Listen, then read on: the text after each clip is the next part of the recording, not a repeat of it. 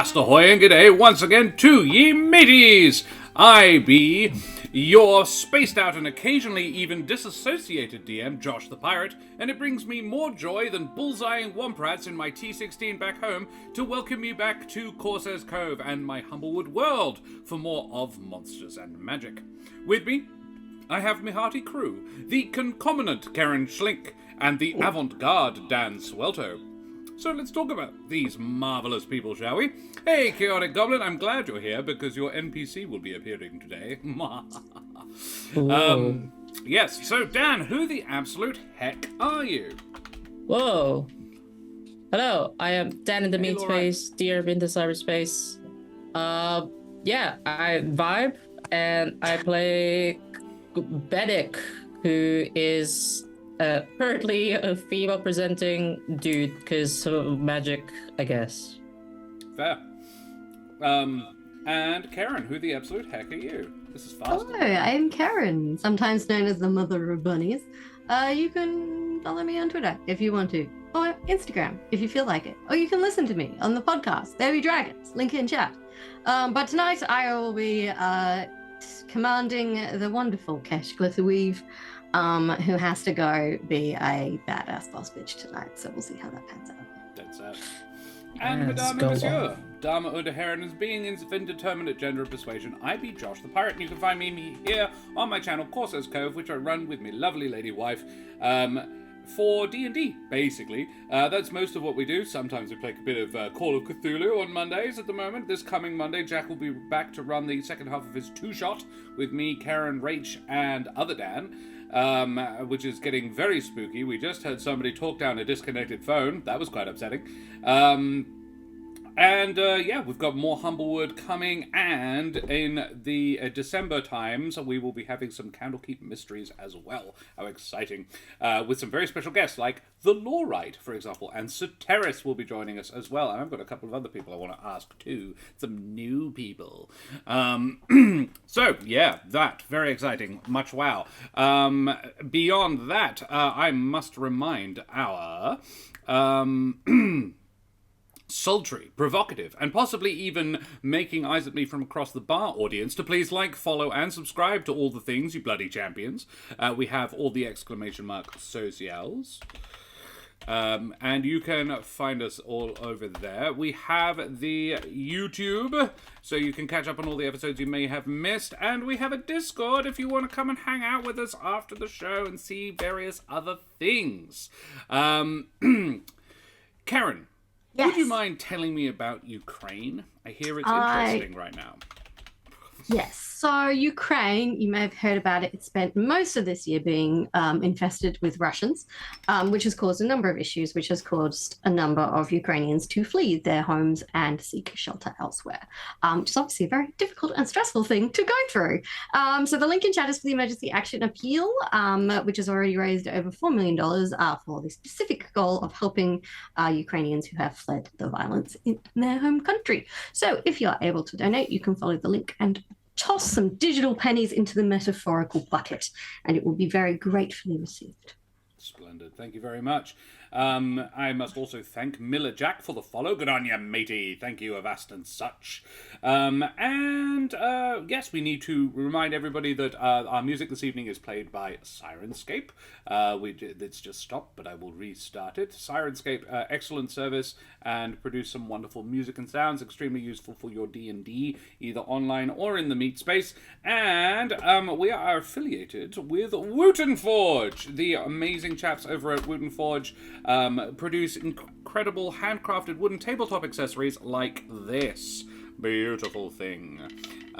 Dice trays and dice keepers and DM screens and pens and all these beautiful things, all out of Australian and exotic hardwoods. This is Jarrah. Very pretty stuff. It's all handmade, handcrafted by a lovely man called Aaron. and another lovely man called Nate, and I cannot endorse them strongly enough. So if you fancy heading over there, wootenforge.com/Corsairs Cove, you can check out some beautiful Australian handmade accessories, support an Australian business, and an Australian Twitch channel as well. How exciting. Guys, I think we need a bit of a recap about what the absolute heck happened last time, because a lot heckin' happened. It was a time, was it not? Dan, would you mind informing me of what happened? Sure. Well, we got fucking ambushed. But, I mean, is it really an ambush if we were in their place of home? Exactly. Well, yeah. Anyway, started it, but you know, yeah, like we were the intruders, I suppose. And then they had to defend their house, but we brutally murdered them because they deserve it. And like highlights include in that first fight, yeah, because there's two. Spoiler alert. The first fight was for sure Eric being on fire, and then just Julio not really knowing what the fuck was happening, and they were like pseudo invincible. Let's just keep the dream alive. Yeah, there was love you both. I hope you're in chat or we'll see the VOD. Expect they'll be joining us. They're not here today. Yeah, and then after that, after we cleaned up house, we freed Riffin and also met with his compadre Welcome, who they were like Welcome at least was very like weak from all of that, just the stresses of being cooped up and not fed much, I suppose.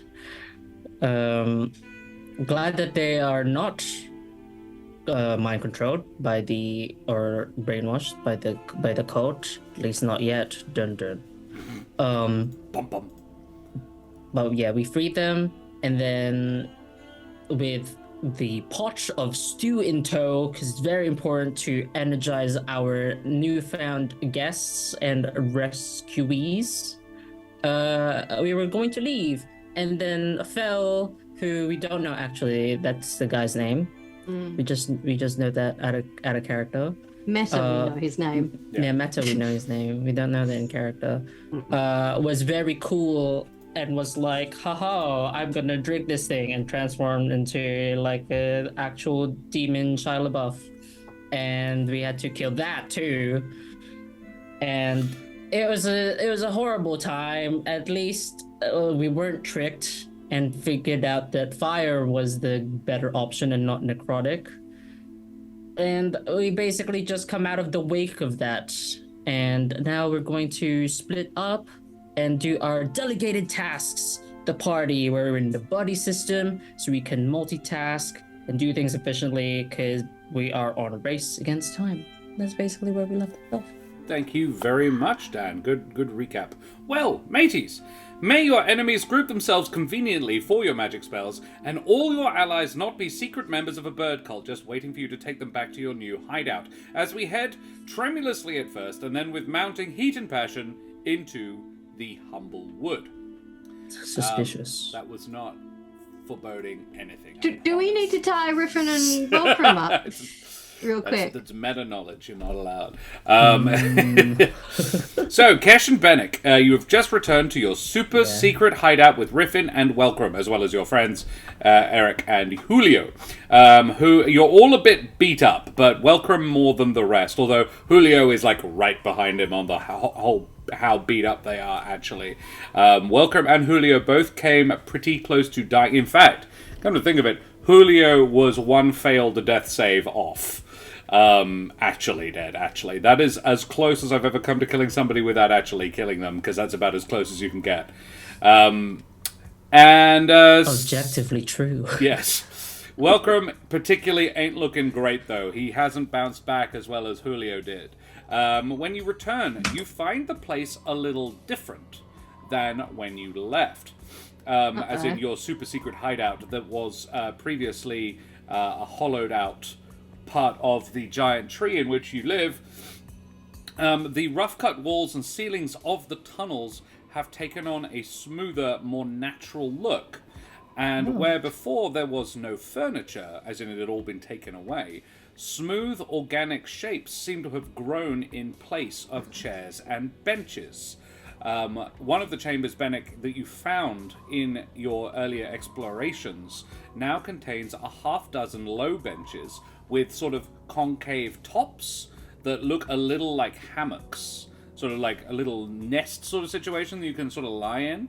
And Welcome sees one and goes, "Oh, yes, please," and puts his hand down on it, and he says, "Oh, it's spongy." And he's right. The surface has the texture of thick cork, so it's still wood, but it's a different kind of wood, and it's a bit.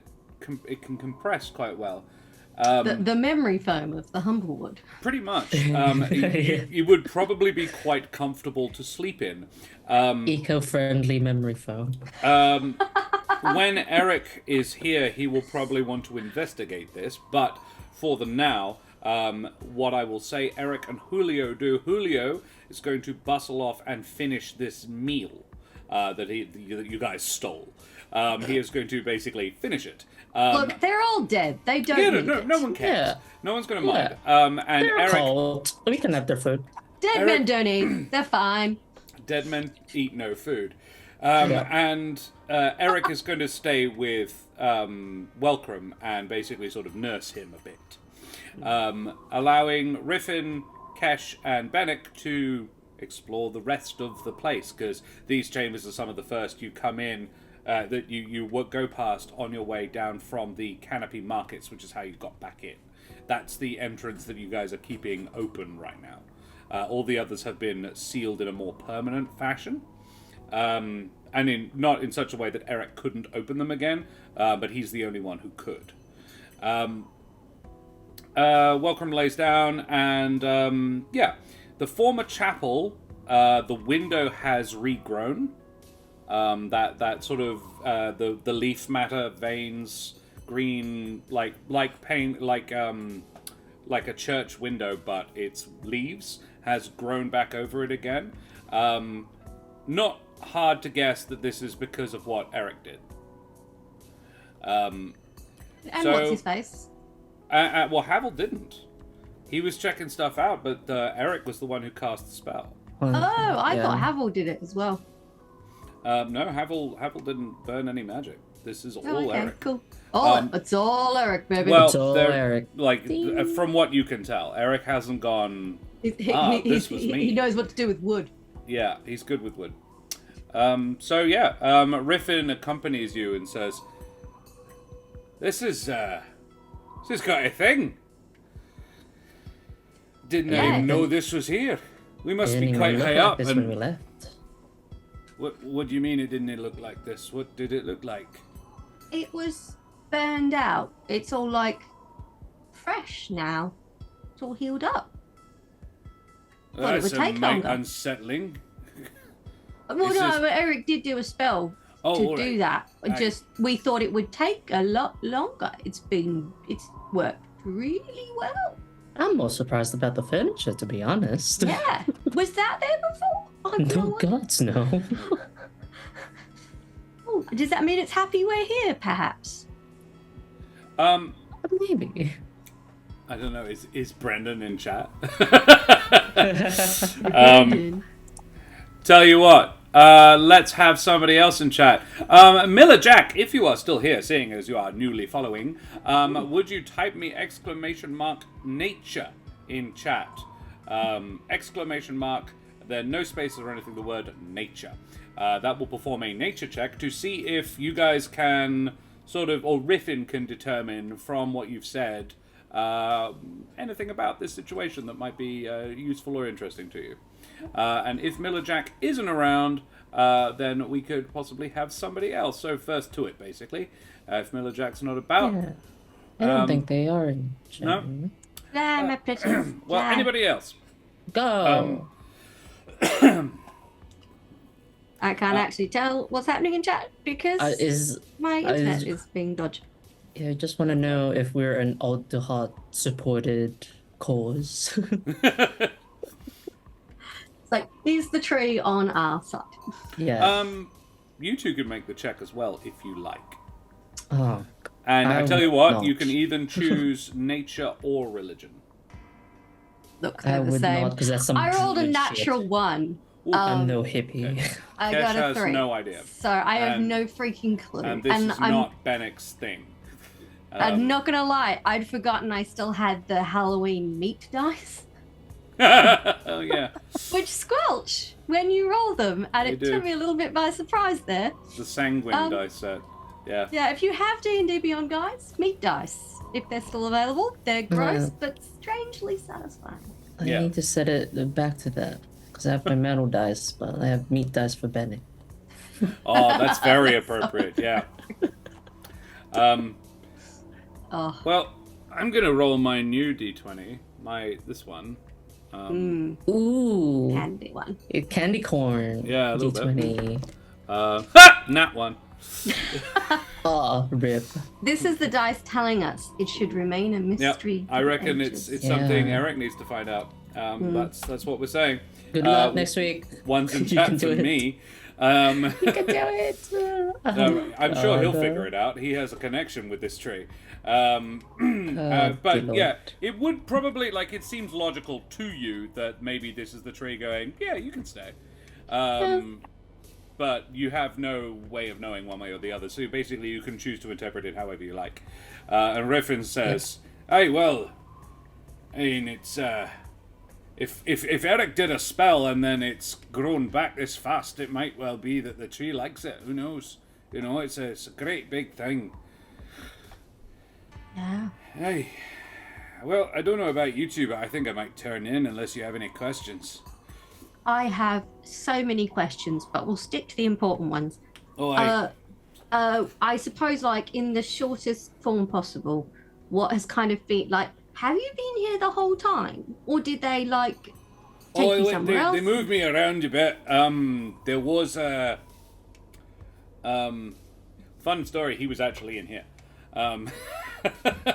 He was being held prisoner in here, but he doesn't know that. He says, well, you know, I definitely was in the tree, and I was definitely in the tree when they had me at first. So I got caught, I got nabbed, I got, like, abducted. I hate that. I hate to say that. That doesn't feel good at all. But I got abducted outside the hung, drawn, and quartered. And I come to here in a cell, basically. But it was not a cell, really, a small room. And me and Welcrum were in there together, and I had a door, but and the door had bars. So, but like not all bars. It was wood with some bars, so a small window, and no light or anything. It was rough. But yeah, I was there for about a week, maybe 10 days. Hard to say because there was no natural light. But only, I would guess, no more than a couple of days ago, they moved us out. No, I wouldn't. Well, his timekeeping not great, given that he couldn't see outside. But yeah, it was 3 days ago. Right. He says, so no, I wasn't there the whole time. That was quite new, and the accommodations became significantly less pleasant 3 days ago. Up here, if it was up here, it could have been. If this was their hideout, it might be that this is where I was. And Though I couldn't say. Did they, like, try to convince you to join their side at all? Aye, they did. Oh. I've met the beastie that they worship. Oh. Yeah, so what they do is they sit you down, one or two of you, Welcrum and I were there at the same time, and they basically give you a meeting. And this great big shadowy owl figure, almost like composed of their darkness, shuffles into being here. They did some nasty magic with looked like blood to me, and it just sort of popped in. Well, not popped in. It sort of grew out of the corner of the room, and there was a couple of them, including actually, you know, the one of the lads that you killed. I saw the body. He was there. That one, the one in the cloak. Oh, right. Do you know what his name is by any chance? Went by Fell, I think. Oh. That one. They seemed tight. It was like he got energized. He got like quite up for it, you know, when the beastie came in. But this great big shadow, it calls it, says it comes in very, very regal, very majesty. But I got a distinct vibe of like putting on a show, you know, and tells us that he's Titan, and that we should do what he says, right? And of course, yeah. And initially, I'll be honest, I was a bit like, well, fuck, you know, I haven't met really any Amaranthines. I've seen one from a distance, but I've not actually like had FaceTime with one before. Though I have been informed I've met an Astorial. Lazarus, he says, apparently I know one, but he doesn't tell me who. Bastard. And of course I cannot ask him now. Anyway, so yeah, I've seen sort of things like that before, and this one, yeah, it does sort of have that feel to it, but not... Look, that it doesn't gel with what I believe, you know, or what I was taught.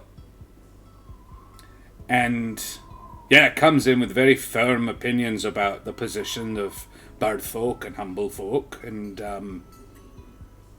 well, Welcrum particularly, I would have thought, like, you'd think he would be, like, I would trust Welcrum with that knowledge. Like, I've known Welcrum for years, so he's a good lad, but he's also a paladin of Titan, like, so if anyone can spot that, you know, and he got very upset. He smote the creature. And I tell you what, Fell did not like that. But what was interesting to me is neither did the beastie. Oh. Now, this is my main logic, I'll be honest, and I only reached it later. Like, my initial hard pass on it was very much come from my own like gut response. But my understanding, and I'll grant you it's vague, is that a paladin and a cleric, you know, those people, they get their magic from the deity they worship, right? Now, yes, I have a great difficulty stabbing my own self. I don't think that if Welcrum's magic came from Titan, that he'd be able to hurt Titan with it. Now, I could be wrong. Maybe they give them the power and they don't know what they're going to do with it. But I mean, not to speak for any of the gods, obviously, but if I were to lend somebody a fraction of my power, I'd probably make sure that they won't, you know, turn use it on you against me. Yeah. But it's not a warlock, so I don't know. I genuinely don't know, and I've asked Welcrum about it, and he's not 100%. Because apparently it's about faith. I imagine if you're like a person of faith, like attacking your own god is probably not something you really think about doing. No, yeah, that's probably not. Probably not, unless you your god does ask, something well, can quite... I hurt you with this power? Because why would you? Well... The only other possibility that this could work, just like, I don't know, Astorial's advocate or whatever, is that, like, Dan, do you have inspiration? Yes. I will give inspiration for that. That was very good. Is that Amaranthine is allergic to their own magic. Possibly it's not like that. Possibly I'm wrong. Possibly, like, no one really knows, do they? But it seemed to me that this creature did not like what was done to it. And I feel like a real Amaranthine, certainly Titan the father god, would be able to just sort of nope that. Yeah, you wouldn't think he'd be bothered by a little smiting. Or like ride it out a little bit at her. They're like, Welcrum's a worthy No, lad, and he's. I've fought magical creatures that can just straight up block that. So it's Well, smite's not magic per se. It's sort of faith-empowered damage, I believe. So it's not quite the same as like a resistance thing, like just being still. immune. But still, yeah, exactly. But still, it's like throwing fire at a fire elemental. It's thing. It's not going to hurt. But the rest of them were very, very like, oh, this is the guy, you know. And when we responded in the way we did, which we could have been more, like, I said to Welcome later, we really should have thought about that. We should have like, oh yes, absolutely, sir, we'll do what you want. Tell us where to go, and then bugger off, you know. Take our moment and fuck off. But turns out neither of us are that bright. I mean, I don't blame you. No, we were both just quite offended. No, yeah. Well, Welcome particularly, he was pretty incensed by the whole business. I'm not surprised at all with that. Yeah, no, that was quite offensive to his beliefs. But anyway, never mind. That's a tit for tat, whatever. But so yeah, the rest of them were bowing and scraping, and they had a special room for it and everything. But so the thing was, though, it was definitely big. It was definitely powerful. It was definitely not of this plane, I would say. But probably not. I just don't think it was Titan. What could possibly be powerful enough to masquerade as a god but not be a god? I mean, can we even like measure as humble folk, as like the folk? Like surely any like if somebody came up to me and said, and if I didn't study about them, that, you know, like this is super strong fire elemental was a god, then I'll probably consider it a god because it's just that powerful, right? Like the scale is just blurred at a certain point. I mean, there's sort of orders of magnitude, and this was definitely one of the upper ones. It's certainly one of the nastiest beasties I've been in presence of. Like I was with you when you dealt with the aspect of the fire thing. And that thing was nasty. This, I would say, was at least comparable. Could it be like a shadow elemental of sorts? Maybe. What do I know of the planes?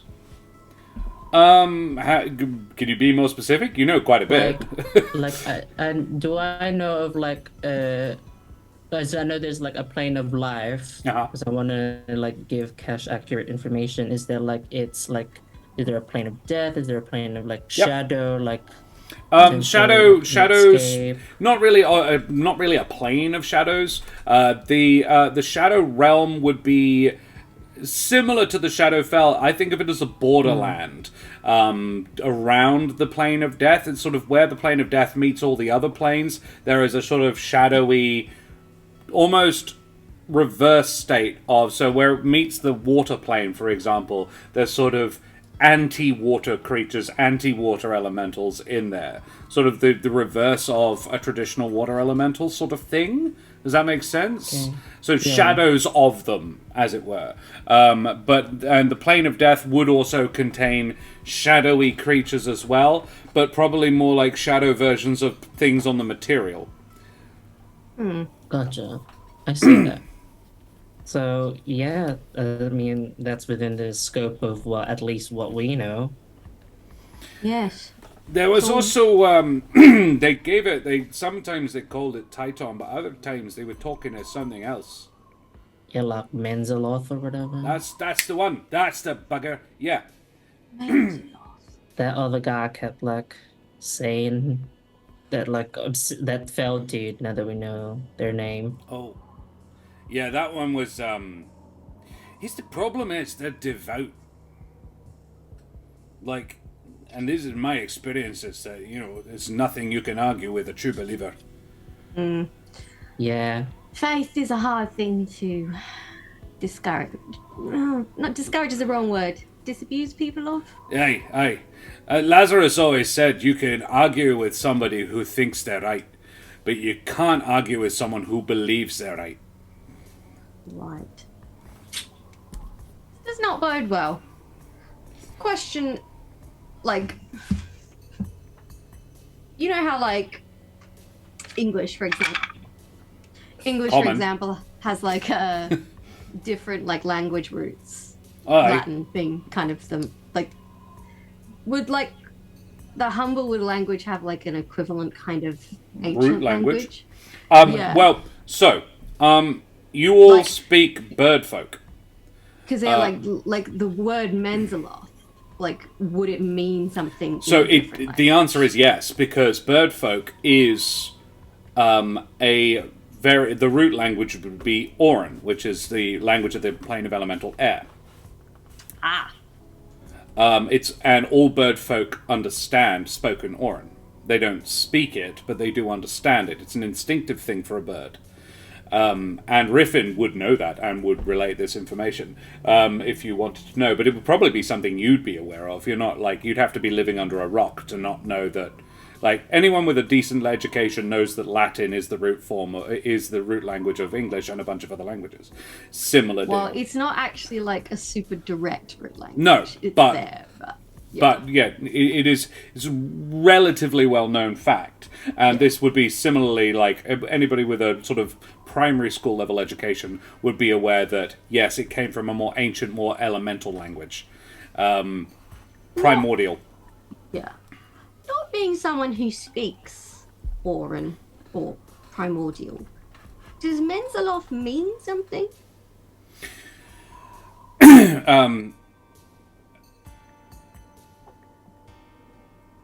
Riffin would say, I'm not a scholar, I'm afraid, but It's like, do I know? Benneck, you can make either Arcana Arcana. It's like as the token scholar of the party. Yeah, closest we've got.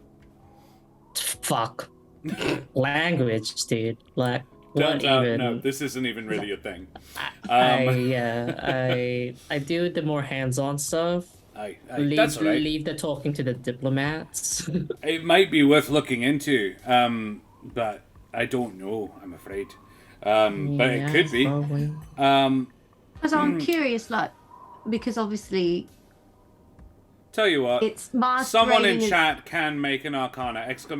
Arcana, please, for Riffin. I mean, if anybody would know, probably the beast of the avian. Books. Yeah. Yeah. You can message call him if you have any spells left. I do. Yeah, if you want to message. So we can also. What was his name? Oh God, I just call him the Beast of the Books. The Beast of the Books. I don't actually remember his name. I think it was like R something. I feel like that's not even right. What's going to be really funny later is when we're off stream and Josh is like, "How dare you?" I had to work out what freaking Menzeloth meant on the side.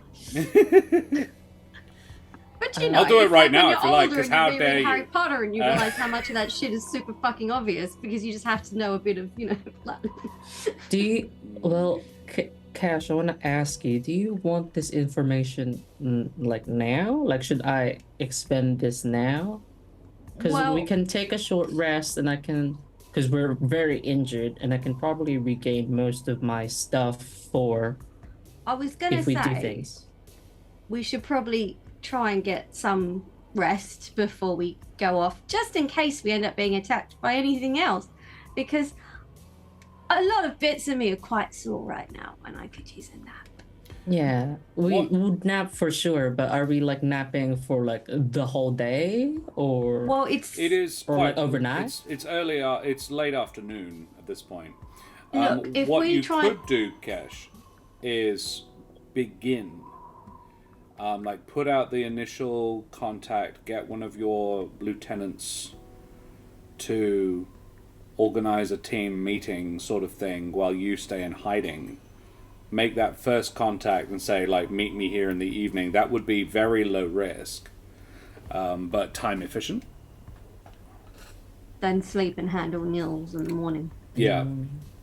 To handle the stuff that might engender some combat. Look, if I have a little rest, maybe some of that stew, I think it wouldn't be a bad idea for me to sneak in and make contact with at least one of my captains. Kind of get the ball rolling. And then we can kind of rest up proper and go in all... We don't have guns. All crossbows blazing to talk to Nils in the morning. Firebolts. Firebolts blazing. Yeah. Because I don't fancy dealing with him while I beat half to death. Yeah, I definitely agree with that. I definitely want at least a spiny shield or two. What would you like of me, Kesh? Is there anything else, I guess, that you saw or heard that you think might help? Oh, bits. I can't say. They were pretty careful about their plans, talking about their plans around us, you know. Obviously, for good reason. But I got the impression that this is a big organization. Right. And had been going a while. It's nice to have someone tell us what we were suspecting, that the god was not real. That's good to know. Yeah. Not that people tend to react well when you tell them their god isn't real. Well, therein lies the rub, isn't it? Yeah. I tell you what, though. They were surprised when I said no. Oh.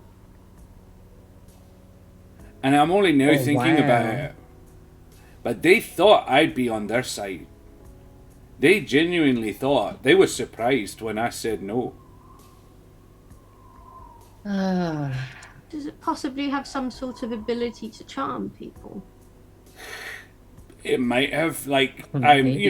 I've got a bit of a stern quality about me. I'm made of sterner stuff, but no, it was more that. You? But no, that's not what I mean. It seemed more like they expected me, Riffin, not to be taken in, but to agree. Like they thought, given my history, that I'd be up for this. Wow.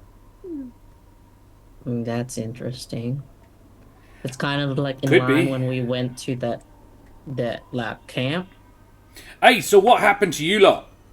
I've only my gotten goodness. snippets. Right, so we get a tip off that... Did you guys say something about Susan? Yes, Susan's fine. She's safe. We got Okay. her out. Thank God. Thank you, Kesh. And he actually shakes your hand. Both of you. He's like, thank you. That girl's most of what I've got left. And I love her. Like a sister. And I don't know what I'd have done. Well, she did. I'd be burning things down right now. Well, she didn't have the best time, so if you still feel like burning Oh, things down... I'm with you. I'm with you all the way, Kesh. So, yeah. So, what happened? Go on, tell me. Right, so we get a tip off that there's people being held prisoner there. Who? And that the Who told you that? Kroll Krull. did. Kral! That bugger! Yeah, he's still around. Bloody hell, it's weird to find myself on the same side as that one. I know. So it was a real about face, but he tipped us off, and it came kind of in a way that made us think it was worth looking at. Came through we had- Benneck. Yeah. That's why I'm here, not with the other defenders. Yeah. Aye, I was going to ask. Okay, cool. So, That's no. another long story. So You I'll tell finish me this that one, yeah.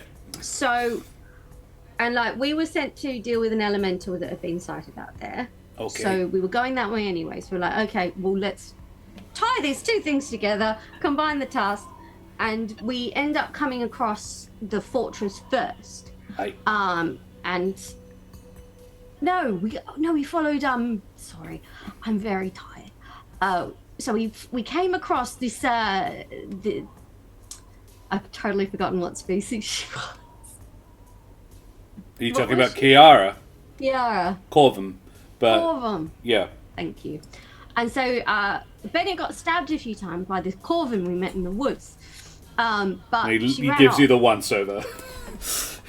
And so we ended up following her. I bet she and did. then we found a bunch of cultists trying to raise an elemental. And Aye. fortunately, we managed to.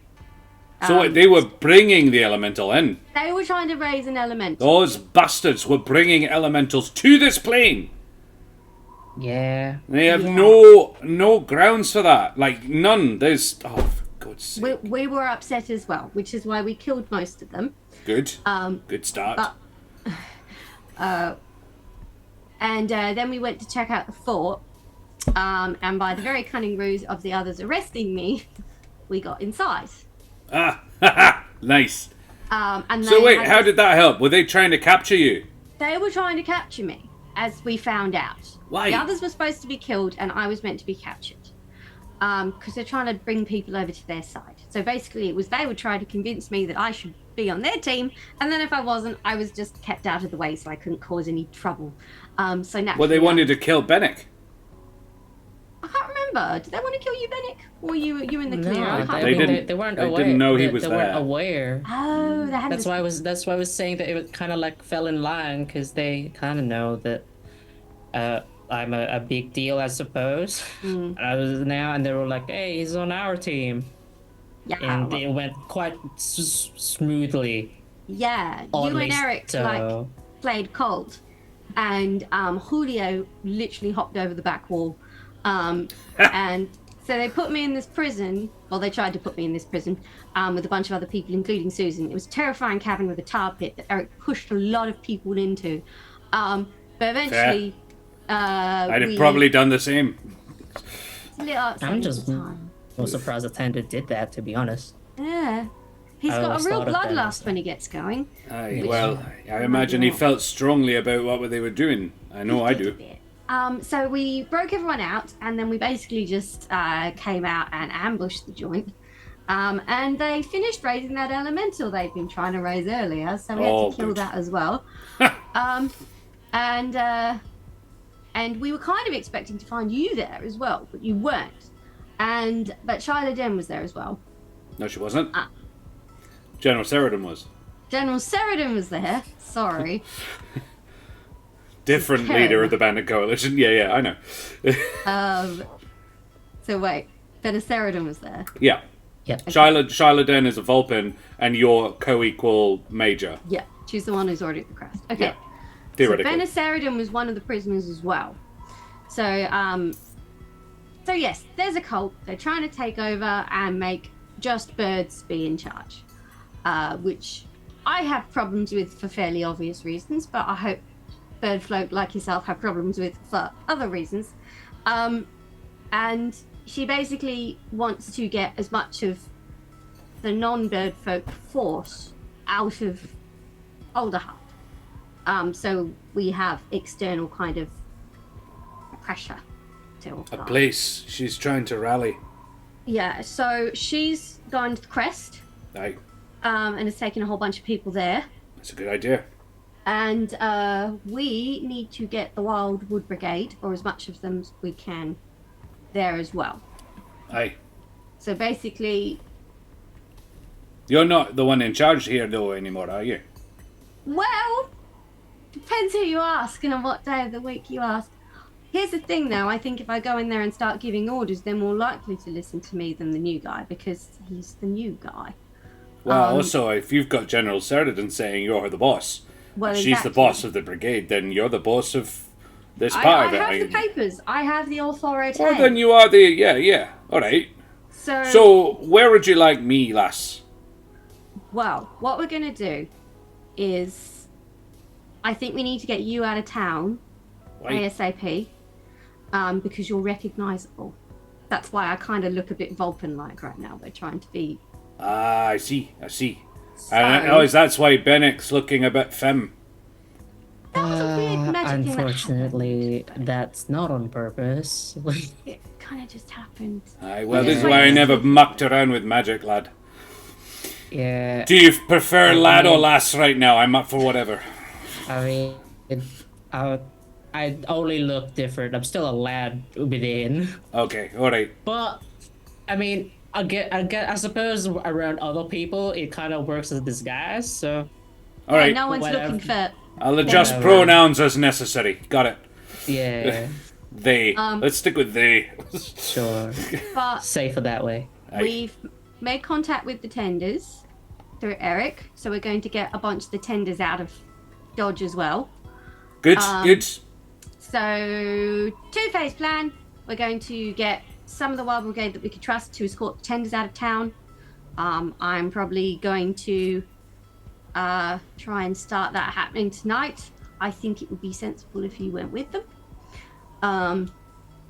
Well, I'd certainly feel better if you were with them at the end, wherever we, take them to. Well, that's What are you nothing going to all do hard. with your replacement? Well, he is about to receive orders commanding him to the crest at his earliest possible convenience. And he's a member of the Wild Brigade, so he So has to go technically- because Benneck can tell him what to do. He has to go. The Love rub it. is, as we have found out, Nils Wintervale. Fail. Veil. Neil, I know. That's good. Well done. Wintervale is from a very old, very powerful bird family. So there's a Aye, chance aye, he is. that he's in the cult. So I we're still think he's not in the cult, and he's just like, yeah. So he's either cult or an unwilling, witting pawn in Yeah. powerful machinations. Either way, if As he's I not recall, gonna- he's the youngest son, right? yes. So maybe oblivious. Maybe. Either way, he's going to the crest whether he wants to or not. Aye. And then the rest of the Wild Brigade is going too. Well, Or would you much care as- if I went with that one? You want to go with Nils? oh, I'm presuming that you have your plan is to send him with a honor guard. Well, yes, of course. Oh. We have to make sure that my co-leader of the Wildwood Brigade in Alderheart is appropriately protected in these dangerous and confusing times. Well, I tell you what, Kesh. How about he has to protect an important dignitary? So we're I mean, not. does he look like he could protect somebody? Well, maybe with a large group of heavily armed servants, you know. Like he's the commander, but they do, they're there to protect me. It's definitely like. If you're wanting him to go with that fuss. Well, it's definitely worth trying. Can a super suspicious Karen do a real quick insight check you make on it plainly. Rippin? Yeah. I just Like, want to yes, make he sure. and I will team up Yeah. and free Yeah. each other. Yeah. No, totally. That was like Over. a A red flag tiny for suspicious me. part of my brain is like Riffin could be playing a super long con here, and if I miss it, I'm going to be real mad. 14. He asked your permission. He said, "Would you mind if I went with that one?" It's all a trick. Don't listen to him. Benneck may also make the check if he likes. Akbar! Benneck wouldn't. First, 9 wisdom. Secondly, they're kind of like battle bros Yeah. from the Like, thing. So. From what I know of Riffin, I trust him. I don't trust Josh the deer. A 14, you get that he is on the level. It's not crazy high, but it's not crazy low. Well, let's have some dinner, and then I'm gonna do a quick sneak down to the Wildwood Brigade this evening. Yeah. Talk to a couple of my captains. I'll Starts come from- with you because the whole point is the buddy system, just in case shit goes Yes. terribly wrong. If I get and I shanked will in the get back. yelled at. Yeah. Yeah. I am it. happy to come with if you want, but I do not have to. Look, just for the sake of keeping this as Small as Like- possible. yeah, like they're gonna know that we got you out sooner or later. Aye, probably sooner. You're Probably right, actually, sooner. I should go. That's a wise plan. They probably already know. But Kesh, plans can is you to do get- me a favor? Yes. Can you go tell my cousin I'm alright? Do I know who Riffin's cousin is and where I can He's find the him? bartender and owner of the Hung, Drawn and Quartered. I can absolutely fit that into my schedule. I would be honoured to pass on a message to him. A fat juicy burger followed me. Thank you so much, a fat juicy burger. You well, bloody now champion. I just want a fat juicy burger. I mean, oh shit, I should turn that off. Hey. Oh shit. Put some veggies on to boil. It wasn't boiling, so it's all right. But hey. But yeah, I'd have noticed if it was boiling. They're very cooked now. Yeah. But yeah, no one should say fat juicy burger near me. Burgers are like Fat Juicy Burger, thank you very much for the follow, you bloody champion of Ast and such, matey. So, good name as well. He says, alright, well, yeah, tell Colin. Why not? Fuck it. Tell Colin that I'm alright. I will. I'll make sure it's done before I leave. Colin and Riffin, cousins. Yeah. All ins. Where's my Bugbear players at? This, I'm afraid, my friend, is a exclusively animal folk setting. The Humblewood by the Hit Point Press. It's an excellent book, very pretty. The artwork for the two characters is in the little next to it. We don't have our normal setup because normally this is a 4-person game, but these two are off on their buddy system, as Dan says. So Benneck is an Egyptian vulture person, and Kesh is a raccoon. And the other two made up to look like a fox. Yes, because those are two of the 10 races of this world. There are no goblins, elves, dwarves. There's one elf, and it's very weird for everybody. Everyone just thinks like that's a weird flamingo. So yeah, no Bugbear players in this game. Stick around because Candlekeep Mysteries may well feature one. I'm going to be playing a reindeer. Right. Yeah, called Dolph. Dolph the Red. A reindeer barbarian warlock cross.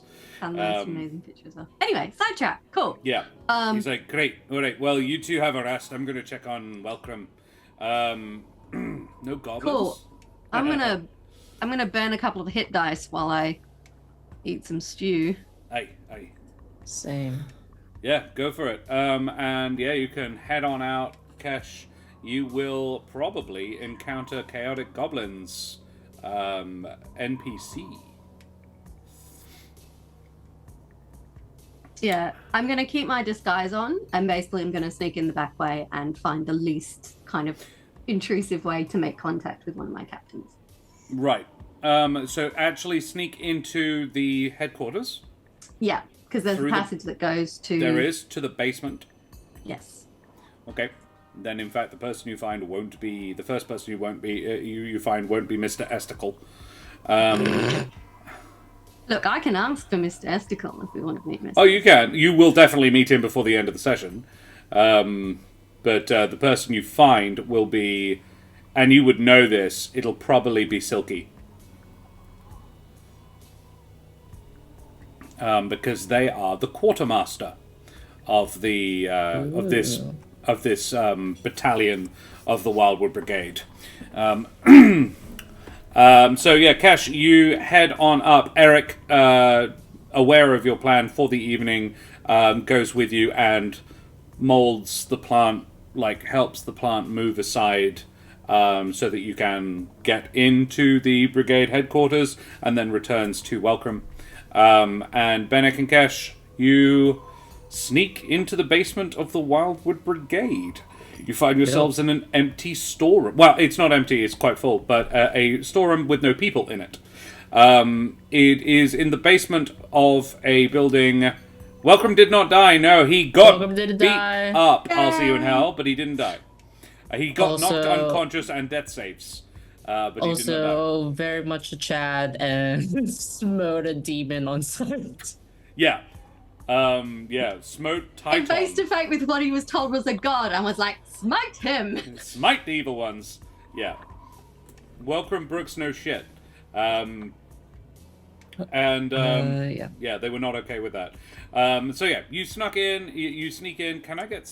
are you trying to be stealthy? I am. So I for sure am. Hey, Captain I'm like Kazi. shadow bodyguard. Very well. Then let's have some stealth rolls, please. 19. 19 from Kesh. Super stealthy 19. Yeah, And a 21. All right, if you want to, it does not have to be Silky that you meet first. Kesh, you would probably be aware that the person who runs the storerooms beneath the Wildwood Brigade headquarters, which is a 4-story high building in the upper branches of the Alderheart, the huge kilometer-plus high tree that is the capital of the Humblewood. You are in the basements. The basements are very much the domain of Lieutenant Silky. Silky is a Terran, as attentive members of the audience might have guessed from her name.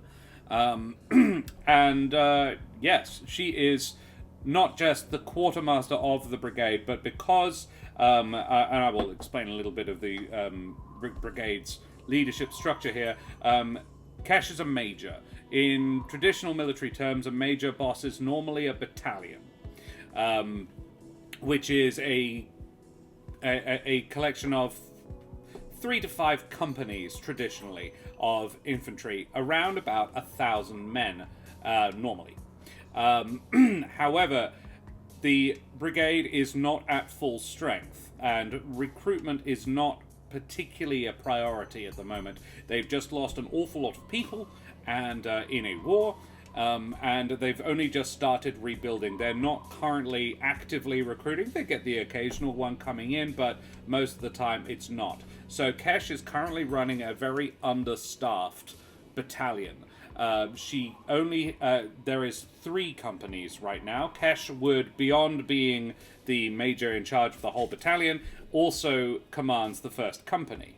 Although on a regular day-to-day basis, it's more normally her 2IC, Lieutenant Diaz. However, there are 2 other companies run by captains, and the quartermaster is the... And then each of those captains have a lieutenant underneath them as well. The quartermaster, Lieutenant Silky, is also the second in command of 2nd Company. 2nd Company is Shen's, Captain Shen's company. So there is Captain Hornbrow and Captain Esticle. Those are the commanders of 2nd and 3rd Company, and Silky and Diaz are the lieutenants. Basically, that's the entire senior command structure of Kesh's battalion, other than Nils Wintervale, who doesn't really report to Kesh. There is more out in the crest, but everybody else is pretty much non-commissioned officers, so sergeants, corporals, and privates. And total armed strength, probably around 500. Bossed by 5 people. What am I saying? 500. Sorry. About 300. Let's see how many of that 300 we can get out. Exactly. So I suppose with that in mind, I would be like, the easiest person to get to is Silky. Yeah. And then from there be like, if we can get at least Diaz, but if we can get Esticle and Hornbrow as well, great. But so depends who's at headquarters at that point in time. Yeah. And whether they're free to come to a covert meeting in the quartermaster's area. Or below. You are welcome to show Silky the entrance. Suspicious Kesh is going to keep that under a hat for now. Good idea. It's also worthy to note, and I don't know if you plan to act on this, but Lieutenant Diaz, is a Luma. Mm. The other 2 are the other 3, Shen is a Jabin, Hornbrow is actually a lizard folk, which are not common, but they are heard of but they're not sort of native to the Humblewood, and obviously Silky is a Terran, which is at least partially why she has control of the underground areas. She can see in the dark. I suppose from Kesh's perspective, like, it's her 2IC, she trusts him, but she's not going to show him where the secret passage is just yet, just in case she comes and talks to them tonight, and by the morning all hell is broken loose. you know. He's so Spencer is your company 2IC. Your second in command of the battalion would actually be Shen. But yeah, like, yes, yeah. if that makes sense. But yes, certainly. So you would go to Silky. Yes. So you both Who I'm pretty probably much going to give quite a shock. Yeah, you pretty much just appear. And the thing is, she said, as she turns and so, like, I'm just sort of getting rid of the Scots in my head.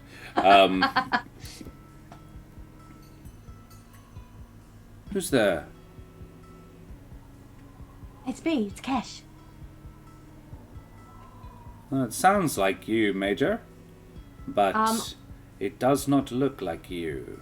Yeah, I'm in a very cunning disguise. Feel free to ask me something only I would know the answer to. What's my last name? Can I make something up, or does she have a last name? She does not. You don't have a last name. Good to see you, Major. Hi.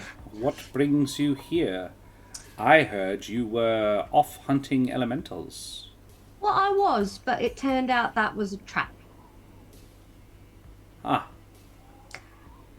The short version Does of that what's explain why you're dressed as a Vulcan? It does. And a sexy one at that. Oh, thank you.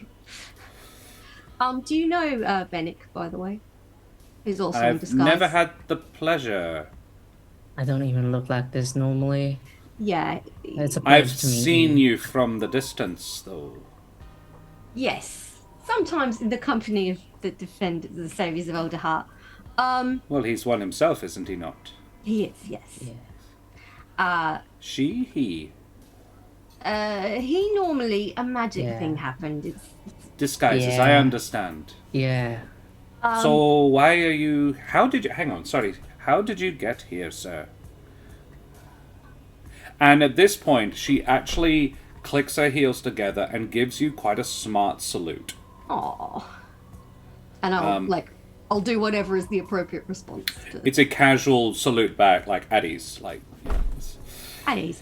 Well, turns out there's some secret passageways up in this joint, which has been very handy. Short version of a very long story is that there is a conspiracy afoot. We're not sure how deep and wide it goes. Sir, how do you open it? The secret passage. I know it's there. I can see it. But I can't open it. I don't know how. Oh, right. You can tell me or not if you want. But I've known that thing's there since I took over here. You ever thought to mention it? She points at her ears. Oh, of course. Well, next time I'm looking for secret passageways, I'm asking you. I can literally hear through walls, sir. I will show you, but we've got time pressure. Right. Basically, orders from above are that we need to get people out of the city. The brigade, specifically, out of the city. Orders from the general. Yes. I do have documents. I believe you. That's crazy. I realize it sounds crazy, but yes, there is a conspiracy. They were trying to capture me, and fortunately they failed. So sorry, sir, you're moving quite quickly. Should I gather the major and the captains and... So we're leaving Mr. Wintervale out of this for the now. We will be meeting tomorrow morning. There's something I need to get done tonight, though, as hush-hush as possible. Okay. You know me. So I'm asking you to put a lot of trust in me right now. But I hope you can do that. May I see the orders from General Saladin? Of course, and I will, Yeah. tell her what I've got. She basically, she opens it, looks, it's very brief. It's just and hands it right back. That's all I needed, sir. Just to know that it was actually from her. I don't care of the content. If she's placed her trust in you, then you have mine. Yeah, we're doing a lot on trust at this stage. I understand. Without So were we going into thinking the council's not playing straight? Well, yes. We are doing some stuff to try and find out what's happening there as well. But yes, if you are able, I don't know if they're all here, but if we could get Esticle, Hornbrew, and Diaz down here so I can talk to them. That should be doable. Covertly tonight. This evening? And, well, now if we can. And then I can probably get it done in the next couple of hours if you're wanting to be not suspicious. Not suspicious is good. And yes, then I will be... Diaz and Shen are both on duty at the moment. So, Honestly, I have no idea where Hornbrow is, but he's due back in the next hour or so. Cool. Well, we're okay to wait, aren't we, Benneck? We can wait for a couple of hours. Yeah, we can find a discreet corner to sit in. Major Wintervale is something of a martinet. That was our concern. He's had everybody jumping left and right. I'll be meeting him as myself in the morning, and we will see how that goes. May I be there too? Don't see any reason why you couldn't be. That'd probably be a very good idea. You get the vibe, obviously, that she just really wants to just see him get taken down a peg. Yeah. I would like backup, as it were. Fair. But yes, we can wait here while you gather them. If any of them want to come straight away, they're welcome to come down, and we'll fill in everyone as much as we can. It's all still a bit... So down here? Yeah. And the fewer people that know, the better. I will ask them for help with an inventory. May I take this? And she indicates to the orders. And say, as a shortcut to getting their agreement. Is there like part just of it to get them down here? Yeah, is there like part of it I can give her without giving her all of it, or is it? Oh yeah, it's there are several different pieces of paper. There's one giving you putting you in charge. There's a different piece of paper saying Nils, get the fuck to the crest. There's another. I'll give her the one that says I'm in charge. Right. That'll do. Thank you, sir. I'll rustle up some senior command staff for you. So you'll be waiting here? Yeah. So like a discreet corner, I can Are you wanting no one else to see you? Preferably not, though they probably won't recognise me if they do, to be fair. That's true. I am incredibly well disguised. May I suggest possibly going back into the tunnel you came through? I will knock on the door, because I know where it is. Do you know everything, Silky? Sir, I was a Master Sergeant before they promoted my ass to Lieutenant. Master Sergeants know everything. I got a little stupider when I became a Lieutenant, but not a lot. Alright, off you go then. Let's make stuff happen. And you would know that Silky was the Master Sergeant and Quartermaster before. She retained her job as Quartermaster. It's not normally what a lieutenant would do, who's also helping boss a company. But you just don't have enough people, and you don't have anyone who knows the stores like Silky does. Probably because Silky can tell what's in every box without having to look. Silky goes. It takes her about an hour and a half. If you're wanting to do any magic, do anything, be anything, say anything. While we wait. Yep. I'm gonna phone a friend. Mordain. I googled it. Yes, Mordain Swiftgale. Mordain. Yep. The Beast of the Books. Beast of the Books. It's such a cool name. Yeah, Mordain. Yes! Just so we can get the research preview. Yeah. Before I do that, do I know if Mordain can cast Sending himself? You would guess he probably can. Yeah, okay. He may not have prepared it, but he definitely fucking can. Yeah, he definitely can. He can get back. Yeah. Hi, Mordain. Yes, the sound different. If anybody wouldn't notice or comment, it was probably Mordain. It's probably Mordain. It's just part of his sending while he's in this Yeah. like, weird state. Yeah. He's in. I need to know what you know of Menzeloth. Potential elemental guising as Amaranthine. Cool. Yeah, just that. He does not. He says, Benneck? Like, you hear back immediately because it's part of the spell that they have to respond almost instantaneously. Benneck? Yeah, no. I'll get right on it. This important? No. He would say, I'll get right on it. I assume this is important. And about half an hour later, you hear... Thought it was familiar.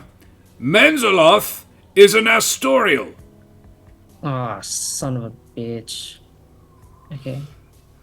Old one. Used to worship Kren. Who's Kren? Like, not like... The Vulpin. As Benneck, not like to reply. The Vulpin Amaranthine. Okay. Who is about... What's their domain? Night, Tempest, Gotcha. sorcery, trickery, that sort of...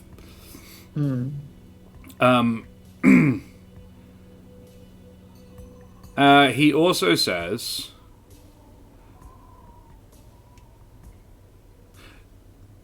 Oh, so I have to mark this off if I forget. Yes. Quickly.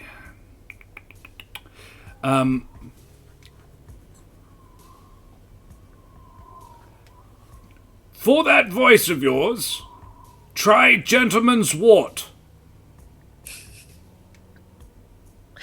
What a bro. Gentleman's Wort.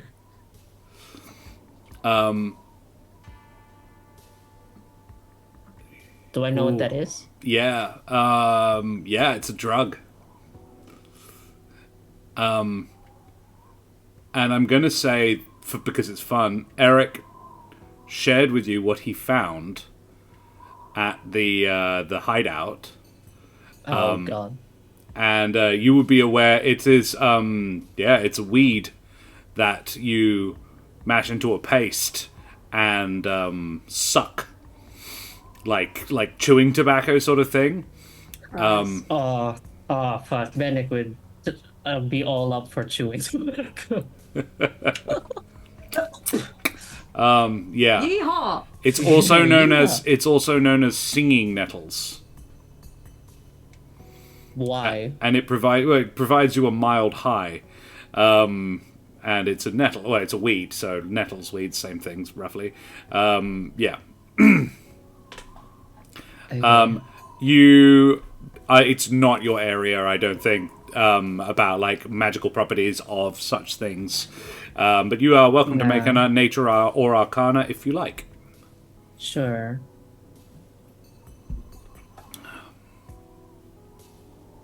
Yeah, about 10. How's your drug knowledge? He is a very, very knowledgeable wizard. He doesn't think you've got a cough or something like that, you know. He knows that for sure. He knows that there's some sort of magical fuckery going on, and he's suggesting something a legit response. But you don't know whether or not this is in fact salt and buttery. Hey, Gentleman's Wort, that you suck, and the emphasis. Stop putting words in my mouth. Yeah. Put Gentleman's Wort in there. You wouldn't know what it does or why. But it's mundane. It would be a fair assumption. Yeah. Yeah. I'm assuming. Benneck's assuming that it'll, on the off chance it will dispel this, like it specifically like counters this thing, like a hex would or a curse would. So that's why the spell magic didn't work. He'll probably wait until this whole disguise thing is over because it's kind of useful. It is right actually now. mildly useful at this point, yeah. Yeah, it's kind of useful right now. So probably Cool. wait. But to reply, if he doesn't say anything else, Oh, sure, yep. I think I'll I got just to say- about 25 words. I'll just say, oh yeah, thanks. Hope it works.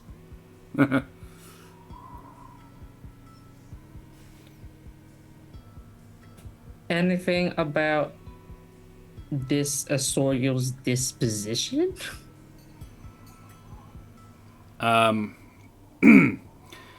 Hasn't been seen in a long time, but a bit of a trickster.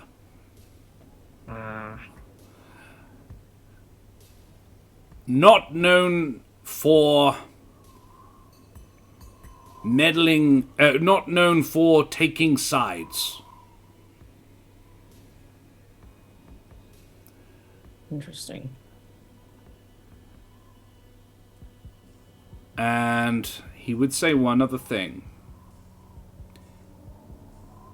Don't come back to the avium for a while.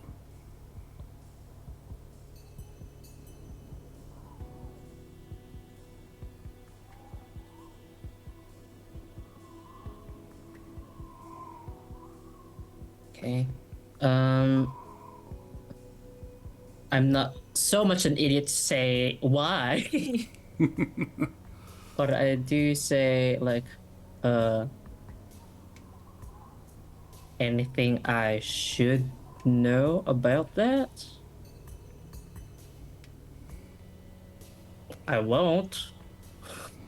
I hope the other defenders are okay. None currently in residence. I expect this to catch you eventually, but here is not the place for it to do so. If you don't know, you soon will. Cult. Uh-oh. Did you say cult? Yes.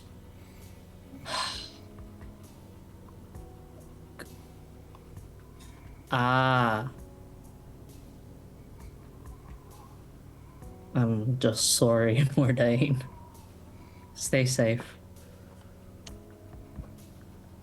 He's out of spell slots, but Yeah, that's fine. That's why I'm just like, yeah.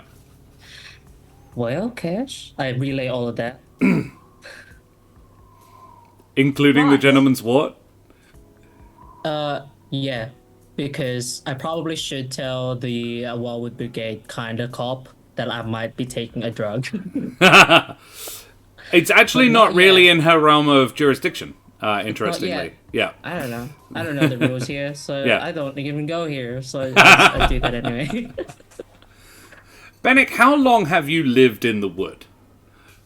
Oh, well, enough to like have like I'm assuming like same length as the like education of the avium. At least 4 years. Yeah. Yeah. But he's been like mainly a recluse in the avium, Sure. and he has like the first bit of his like time there was him being like a nasty like rancid country boy basically. I was like I don't know shit here. I eat people.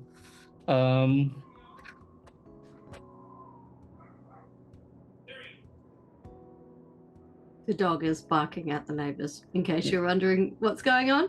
Yeah, no big. The neighbor's alright. dog. But yeah. Yeah, cool. Alrighty. So, yeah, that's what happens. Do you cast any other sendings, or are you gonna wait until bedtime? No, I'm gonna wait. That was mostly I only burnt one spell slot. Yeah, Two of those it were was Mordain mostly for him. burning his. Yeah. Yeah. But while we were waiting, I'm just like, I mean, yeah, I mean that kind of checks out, Kesh, that Menzelot's an Astorial, That does make sense. especially if Question is- people get tricked by it. How do we convince them that he's not a god? I highly doubt that we can. It's worth noting that Menzeloth and Titon are not the same thing. Yes. It's not like if I've given you the impression that like one is masquerading as the other, it could be, but Menzeloth appears as Menzeloth and not as Titan. I think he's Titan, or are they just telling people they think he's Titan? Well, this is the thing. Considering that, like it could be like a double. We could consider a double bamboozlement. I never lacked trickery, domain stuff. Cause like, what if it's somebody else pretending to be Menzeloth, pretending to be Titan? You know what I mean? Because if Menzeloth's not really known for taking sides, then this is exactly the opposite of that. Yeah, what is he doing? Why is he doing this? I don't like not knowing why people are doing things. Jerk. Yeah. I also, just like a little like side note, I'll probably also relay that information to the rest of the party if they are still around, because we wait for half an hour. Sure. Yeah, you can definitely go back down. It's like a 5-minute walk. 10. Yeah. But yeah. And if they're not there, I'll just like write it on a piece of paper just in case. Yeah. You just like leave a note. Just like, here's what we learned. I'm pretty confident they'll want to have a short rest. I Also, know where's Eric's your almost out of gentleman's spells, and Julio had 1 hit point at one point. Yeah. Astorial of Trickery. Yeah. Yeah. I don't trust any Astorial. And Blue Cottage D&D, thank you very much for the follow, you bloody champion, a vast matey. Cool. So, about an hour after this conversation, Kesh, you hear a knock on the secret door. Yeah, it's Silky. Beyond is now lit slightly. A single torch is being held aloft by he looks like a bearded dragon. Is the best sort of visual description I could give you of him. A humanoid-shaped bearded dragon. Lots of spikes around his chin and neck. Yes, Jürgen Hornbrow looks at you and says, "Aja, you look different." Yes, I'm wearing a cunning disguise. It's good Very to see you. Cunning. With Captain Hornbrow are, of course, Lieutenant Silky, Captain Shen Esticle, a squirrel-like Jabin, a red squirrel, who has... yes, he is small, but he is mighty, sort of thing. Big fluffy tail, Kesh. His tail gives yours a run for its money, though he doesn't look after it particularly well. And he says, "So, Major, what's going on?" A lot is going on. I will give you the cliff notes, and I will give him like a super basic rundown. Bird cult. Don't know how far it's infiltrated. What we need to get the Wildwood Brigade out of town, and we need to get Nils Wintervale out as well, so he cannot be used against us. And the fourth member of the gathering, Lieutenant Diaz. Yes, I'm keeping a special eye on our bird member. Make an insight check. Like, Kesh doesn't want... It's like with Riffin. Kesh doesn't want to not trust him, but... He has the plumage of a common pigeon. Don't trust common pigeons. Bird cult, yeah. Oh, yes, 26. 26. Hells yeah, Cash. Boom, bam, baby. Then you Go get on. like all of what he is. And he is not dissembling. He is aghast. He is disappointed. He is upset. He feels betrayed.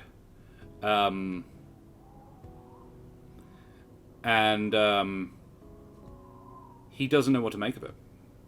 And that's what he would say at the end of it. He says, "Major, I just don't know what to make of it." Well, these people do believe that they're being told what to do by a god. To my shame, I'd probably say the same, though. Well, that's the trouble. If a god shows up and tells you something, you do what the god says, right? Precisely. And the trouble is that at this stage, we don't know if the people right at the top of this know that they're being tricked, whether they do know they're being tricked and are happy to trick other people to get what they want. So that is the deeper mystery at the heart of this chaos. So, what's the go then, Major? Okay. And he sort of shakes out his shoulders and stands. Not. He's been sitting on a low box, and he stands up and says, "So, what's the go, Major?" Right. We have a group of tenders that need to be escorted out of town. First thing tomorrow morning. So we will need an appropriate number of brigadiers that we can trust to do that. How many tenders? How many brigadiers? How many tenders did he say? He said he could do no more than 15. That's about how many are in Alderheart. And each one would require a squad. So max of 15, and we'll need a squad for every one of them. So up to 15 squads. Second company would be honored to guard these. Second company only numbers about 110. Yeah, so you'll have to drum the rest up from others. And, yeah. Actually, sorry, third company. He runs third company. Would be honored. You can have the rest from mine. Great. That will get us starting to move out. And we will send you out through the secret tunnels. Secret tunnels? What's the secret tunnels here? We got secret tunnels in here? That I didn't know about? Silky, you know anything about this? And Silky, slightly abashed, looks at her immediate superior and says, "Yes, sorry, boss. I couldn't figure out how to open it, so I just didn't mention it. We're not allowed to hurt the tree." Yeah, you didn't. Kesh, you know a little about Shen Estigal. He's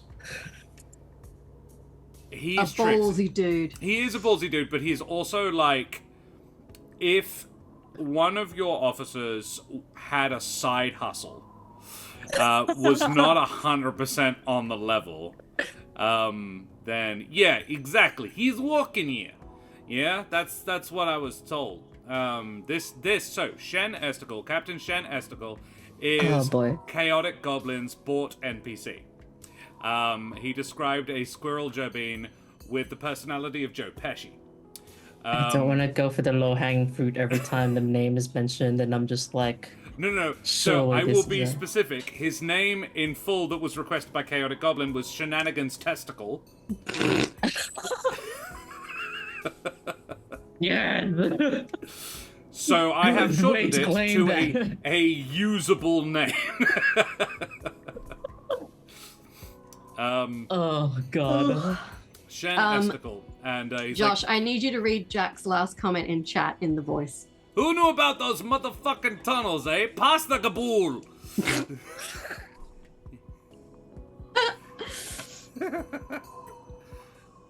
Exactly. All right, that is my legal name. Shenanigans Testicle. Yeah. The other thing is important to note, Cash, and this is, you would know. Go down like most of Joe Pesci's characters. Hopefully not. You would know all of these guys, including Spencer, who is the youngest by a country mile, were in the Bandit Coalition. I got a little bandit. I got a little bandit in them. Yeah, they are all ex-Bandit Coalition members. None of these guys were hired after the fact. And Spencer... Shenestical, yes. That's what I split. And Spencer says, "Look, I know you guys didn't like Nils very much, but He's not too bad a guy. He's just, working us hard. It's our jobs, right? Well, Niels will be coming with us. Oh. Willingly or otherwise. At this stage, we don't know whether he's a part of it or not, but his family is almost certainly in there somewhere. So we can't trust him. Kesh, with your 26 on Diaz, his shoulders slump. He is disappointed to learn that. Not upset, but disappointed. It's like, I'm not angry, I'm just disappointed. He might be as horrified as we are when he finds out what's happening, but unfortunately, at this stage, we don't know if we can trust him. I was always a bit. I didn't think what was right what they did to you, Major. Oh, Moving you sideways and bringing in this outsider. Didn't think it was good. Didn't stand well with me at all. So. It's not Spencer. You've got us wrong. Well, me at least. You didn't. I don't have a problem with working hard. My issue is the way he talks to us, like he's better, higher than even. Oh, don't you know his family's very rich and I important? am acutely aware of his family's richness. So. I am also aware of exactly how bad he is at gambling. How much money have you taken? Oh, look, sir, Wintervale? I would never. I will, Major, I never, as my father said, never put yourself in a position to take from those who work for you. So. I've, no, 2 months' pay. Okay. Good to So know. if he could not be fired until 3 weeks from now, that'd be great. Well, he's not fired. He's being, rather like me, redistributed. So, we need third company ready to escort the tenders out of the city first thing in the morning. They will be ready. Hey, Tony. Benneck and myself will go and talk to Nils. And we will need some burly backup to make sure he doesn't try any. Well, So we Major, will need... I suggest fourth squad of first company. That would be great. Kesh, you know that fourth squad is predominantly servant. Oh boy. They are like Oh Lord. if a single company had if a single squad was assault infantry, these guys Just picturing them all staring like Javier at Yeah, Nils yeah. while I tell him he pretty needs much to go to the of the 10 of them, because most squads are 10, 4 including the sergeant in charge are big servant dudes. 3 of them are pronghorns. Then there is a couple of tanky Mapatch, and a Strig who you do not mess with. In fact, the Strig is the corporal of that squad, and he's quite a well-known. He's an ex-adventurer his own self, by the name of Ool. He only gives his name as Ool. He is of the clan Ool, and he is a nightmare to be the boss of. But he doesn't understand money. He does what he does because he likes it. He gets paid mostly in beer. He understands that trinkets, as he calls them, can be used in exchange for other things, but doesn't actually bother with it himself. If he wants something, he just takes it. Fortunately, there's very little that he wants. The Ool is, yes, a good guy to have at your back, but only in a fight. In all other respects, is a nightmare to be around. And just so everybody knows, Griffin will be going with Nils. Oh, cool. Yes, So- this sounds good. So, they're there to stop Nils starting anything, and also to stop Griffin being recaptured by the cult. So yeah, you've given them a potted history. They know roughly what's going on. It is. There's a lot of pieces. Yeah. There's a lot of moving pieces. And then Benneck and I need to go do a super secret sneaky thing. Yeah. And basically, we'll need the rest of the brigadiers ready to go as soon as we give the signal. Silky has been sitting back a little bit, just sort of listening, which is, her way. She is a little bit more sort of... She's not in direct command of anybody, really, except her she's GM's Workshop. GM Workshop is raiding potatoes in chat. Guys, thank you so much for... Potatoes! Yes, George Carlin did worship Joe Pesci. Yes. Frankly, I worship both of those guys. Yeah. I would join a cult if it was about worshipping Joe Pesci, I reckon. I'll be down for that. We just watch Goodfellas all the time. George Carlin's bits about that are very, very good. It's a good actor. To me, that counts. Yeah. Like, there's the thing about... And it's like he understands why the people would worship the sun. It's there. It provides warmth. Sometimes... It's like most people pray to God. I pray to Joe Pesci. And... Sometimes God says, yeah, you can have that. Sometimes Joe says, yeah, you can have that. I'll make it happen. So, they both got about the same hit rate, like 50-50. I just imagine George Carlin leaving voicemails for Joe Pesci saying, hey, Joe, I really... Be a pal. I really need a new lawnmower guy. Yeah. Hook me up. And then Joe Pesci just sends his gardener around. It's there. That's the thing. Guys, thank you so much for joining us. We are in the Humblewood. We are in the process of getting the Wildwood Brigade out of the Alderheart. We are doing sneaky things. Yes, we have split the party in a very significant fashion. Guys, thank you so much for joining us. Roval Jacks. Who else has joined us? Ra Monkey. Dragon Rad True. Kayor, Rad Green Trues. Gumba, Thrildy. Guys, thank you so much. Oh, Winter's Tales as well. Hey, Winter's Tales. Good to see you. Thanks for joining us so much, guys. An absolute pleasure to have you here, you bloody champions. Guys, if you haven't already checked out the wonderfulness that is Rakam over on GM Workshop, please do so here at GM Workshop. Boom. Because he's a lovely person. What were you guys doing?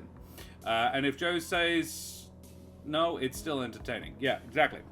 Pray to God to shut that neighbor dog up. Nothing happens. The dog shuts up with one fucking visit from Joe Pesci. Exactly. Whoops. Silky, Lieutenant Silky, leans in and says, Major, perhaps, if I may, it would be a good idea to sequester some of our equipment. You have a secret passage. I would be keen to investigate. Another thought, however, I will need manpower to do that. Perhaps it is necessary to send out a lot of patrols? That was one of our ideas, yes.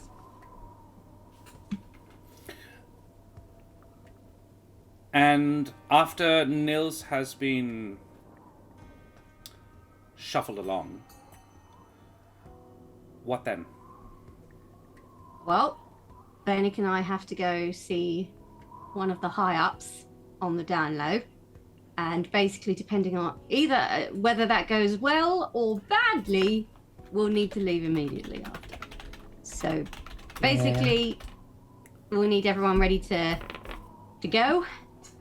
And once that meeting has reached its conclusion, for good or ill, we will let everyone know, and that is the time for us to exit. If I may, Of course. because I know it's not my area. We're basically just evacuating people before we bring down the house upon the heads of the council, so to speak, Mm. because we don't know how it'll shake up, and we don't want to end up ruining too many lives and casualties. Yes. So what do you think this is gonna be, Major? Is this a war? This cult, how high does it go, do you know? We're trying to find out, but certainly higher than the general is comfortable keeping the force here. Who put Nils in charge? The council. That's not their decision normally, though. Yeah. So who on the council? If you could get a look at his orders, they'd be signed by someone. They'd have to be. They would. Or it's not legal. Did he show you his orders? He did not. He did not. He was already in and established by the time I got back. Oh, yeah, Wasn't his relocation established, well, under the guise of the general? Yeah, supposedly, but there's a difference between saying the general orders this and then the general actually signing the order. Particularly as the general did not sign the order. You know that because the general was underground. Literally. Yes. And he in the his fact that office right Shen now? is the person who suggested this is in no way shocking. This man moves, his mind moves in a labyrinthine sort of, how would I get away with this sort of thing. Do we know if Nils is in his office right now? Well, Major, I would say that you could try and sneak in, but it might be better to just wait until it's your office. That's a good point. I just liked the I idea. understand the impulse. Yeah, just sneaking in and going Look, under his yeah, I don't know anyone What who'd if it be takes him out, particularly. though? I don't know anyone in the brigade who'd be really good at sneaking in, breaking and entering. But look, I can ask around and see. Look. Maybe we've got a couple of operators. On a more practical level, which I occasionally have to remind myself that I need to be, we don't want to tip our hand.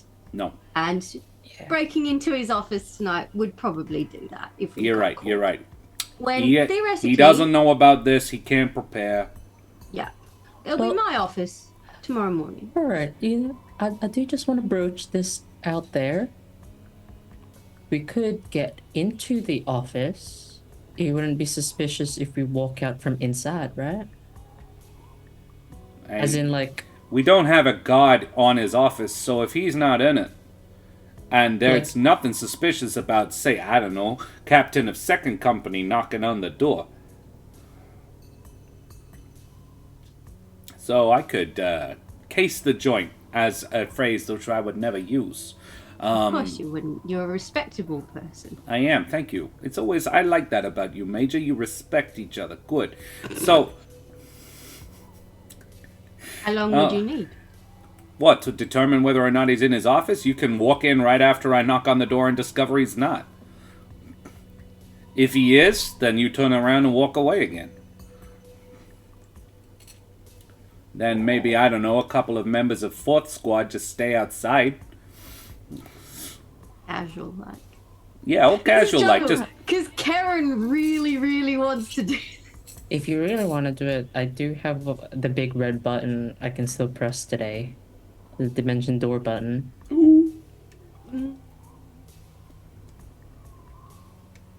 That'll Oh. get Like, he you... Oh, that'll suddenly get you catches on, in. we just go. That'll That's what I get was you in, saying, but we you could- could also get you out. Yeah. If you're the one who want to check if he's in there first, we might not need to use it. Doesn't sound To like get you in. need to. This is your place, Major. This is your home. You can do whatever you like here. Nils has not made himself popular. Well, I am shocked. Gasp. Alright, tell you what we're going to do. Would you mind terribly nipping up to Nils' office and finding out if he's in there or not? If he's not, we're going to have a little sneak before we leave. Okay? I think we can manage that. Tony, warm is the answer. Warm. It is getting Very warm. hot. It It's was very warm. 33 degrees today, which was an unpleasant shock from yesterday when it was in its mid-20s. It's very cold.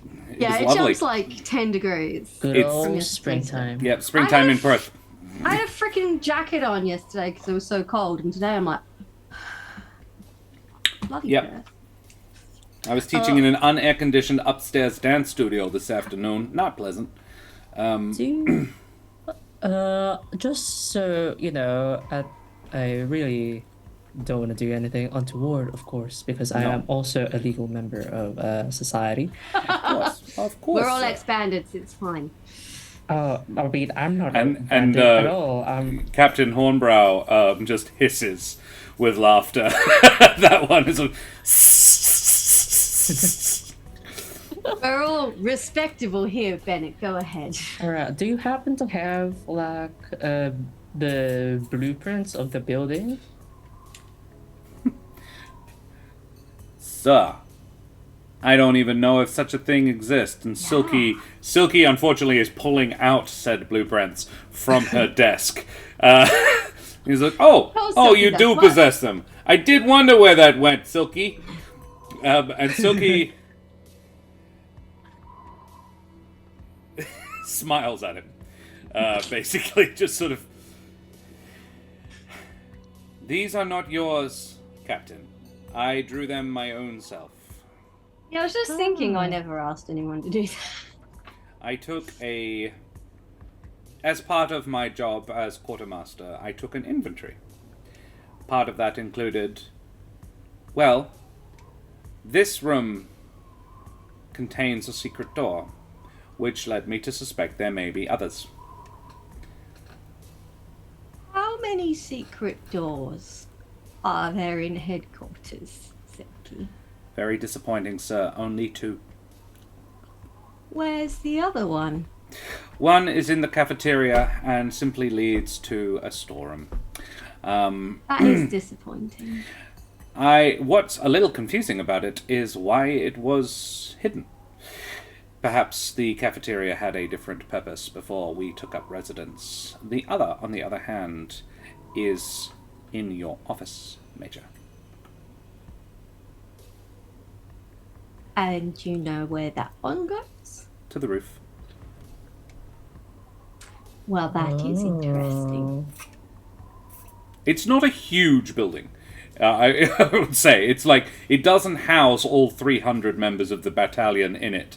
Most of them are quartered in a garrison off-site, actually in the Perch Guards garrison. Well, this does mean that if we want to get Nils out without taking him through the secret tunnel, we could take him out by the roof. And we can make him float with the ring of levitation. Just Well, Nils is a bird. He can fly. yeah, he can glide. It's all the buff 7. We're gonna have to worry about. Though I mean, that's also fine. Okay. May I Corporal look at the Corporal blueprint? All flies quite well. Look, it's good to have it up our sleeves. All goes But well if you're with- wanting to get in there in a way that no one would notice, that tunnel of which I was not aware would be useful. then we'll have to get on the roof and get inside. And honestly, we're both disguised, and we're pitting this on him not being there. So Here's the other thing, Major. I'm actually not 100% sure he knows it's there. good. It's also... you get the impression, Kesh, that Shen did not know about that tunnel. Silky has not told him. Oh dear. Silky. All Silky- the cards in your chest, man. Yeah.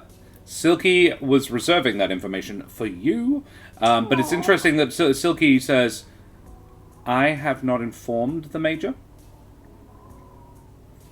I thought if it became relevant information, I would, but it did not seem relevant information as such currently.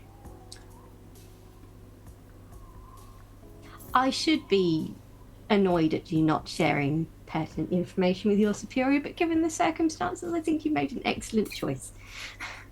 I am glad you approve, Major. All right. Are these blueprints accurate to the measurement? Very. In fact, Silky looks a little affronted. Yeah, I'm just like, excuse you? Of course they're accurate. Yeah. Sir, I would not tell you how to cast a spell. I'm sorry, we just met, so I don't know your skill set. I apologize if I made any offense.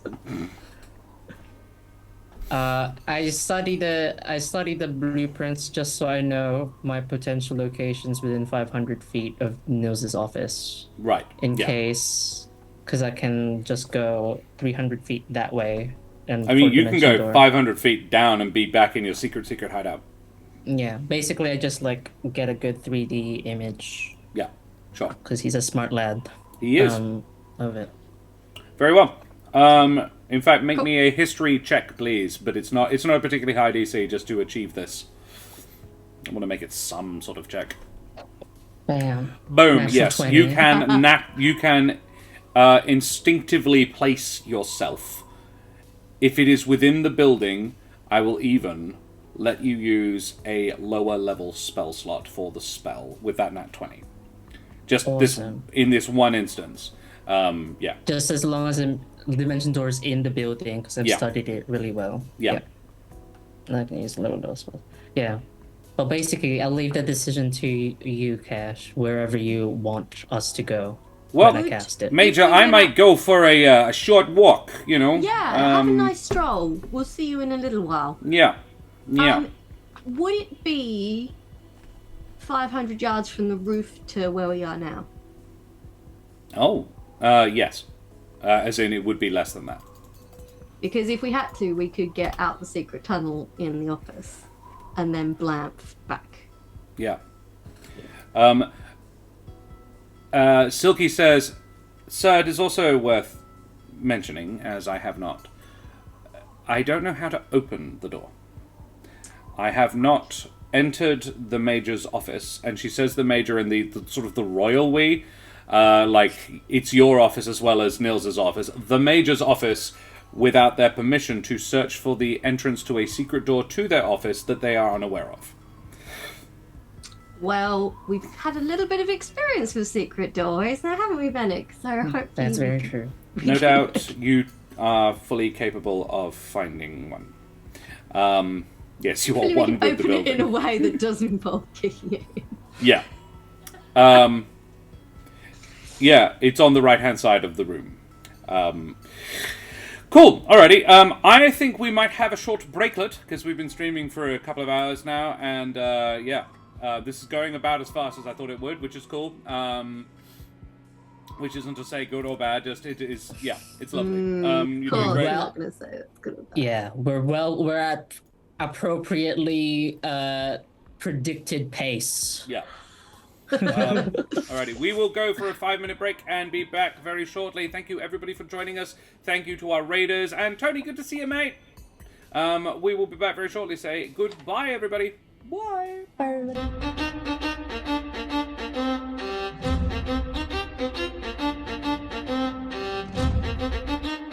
Guys, yes, we are back, and Kesh and Benneck are going for a little stroll. Yes, you're just strolling. Nothing suspicious at all. Captain Hornbrow says, Major, would you object to me accompanying you just to the door? As you do not look yourself right now. An escort, if you will. Fair. Very fair. And if anyone catches us, feel free to boss me around. Oh, there is no need for this. I am simply escorting a fine-looking Vulpin woman around. I'll do whatever the... These are the all Mapatch- ex-bandits. I'll just do whatever the Vulpin Mapatch equivalent of a hair flick is. Yes, sure. You do that. And all except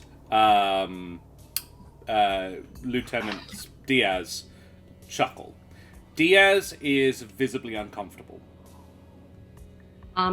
While we're waiting for our Joe Pesci lookalike to get back, can I possibly draw him aside and have a quick chat? Sure. Hi, Major. You all right? I know this is a lot to take in, and you look unsettled. So if there's any questions you have or anything I can help you understand. I just thought we'd gone legit, you know? I know. I wanted it to be real too. I know a lot of us joined up for different reasons. But I joined up to fight for what was right. And to find out that we've been working for someone who wasn't. Well, we're not sure to what extent the council has been compromised, so it may not be as bad as we're dreading it is, I suppose. Well, Major, if I can't help, and I hope you don't think any less of me, but I'm kind of glad to not be involved with Major Wintervale or anything like that. Not with what's going on here. But I'll go and I'll rally up the rest of First Company, and how many of them should I send out on patrol tomorrow? It needs to be a good patrol in force, right? Absolutely, it should be a very thorough patrol. So at least 4 squads. At least. Probably Maybe even 5 just to be safe. Yeah. Okay. Yeah.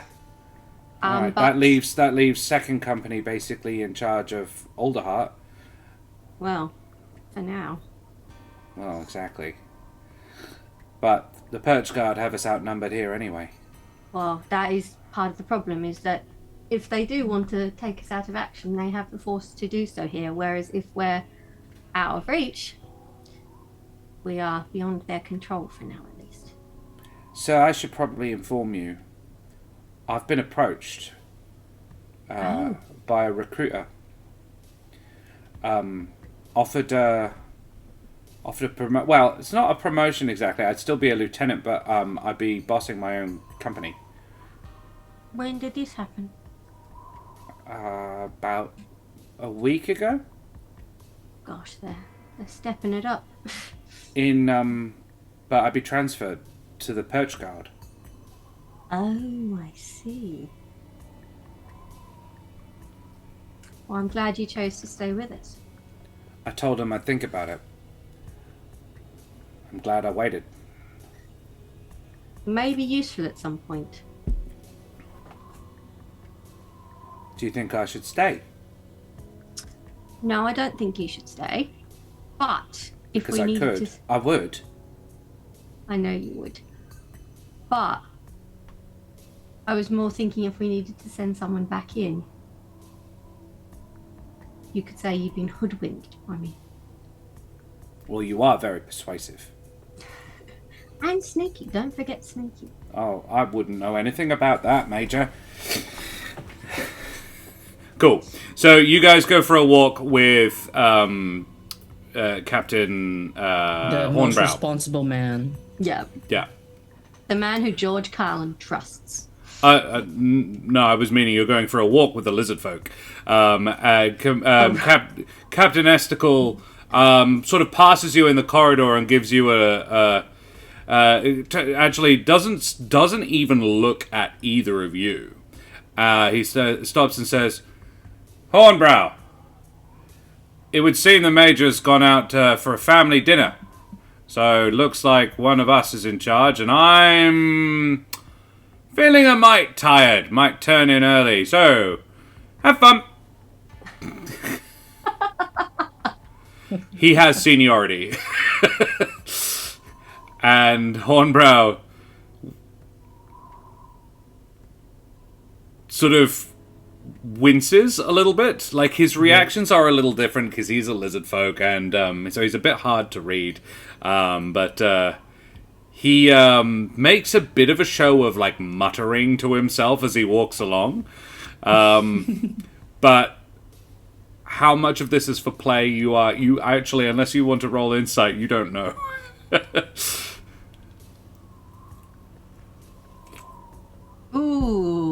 23. Okay, yeah. You feel like in your absence, Esticle has been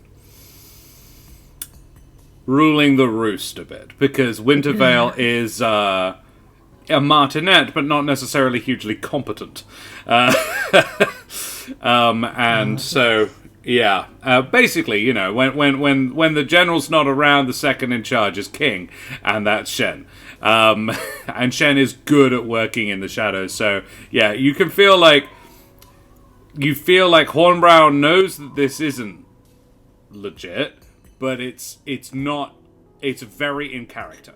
He's got like PTSD. Yeah. From like... I hate it when he's like... Having flashbacks. We're all out of salami. Send someone to get some salami. I don't care where you get it from. We need it. Yeah. So, yeah. You get to the door. And, in fact, I will open the map for you. If you want to go into Above VTT, what's the thing we do now? There is a map, and I will bring it up. Chance for link. You have to go back. Go on your D&D Beyond. Go back to the campaign itself, and then on right. Kesh you join Above VTT. Join with Above VTT. That's right. No pastrami. It's got to be salami. Yeah. This is where I have to admit that I don't know the difference between salami and pastrami. You don't have to admit that, more but like ham? Pastrami, salami. Pastrami is significantly smoother in texture and less spicy.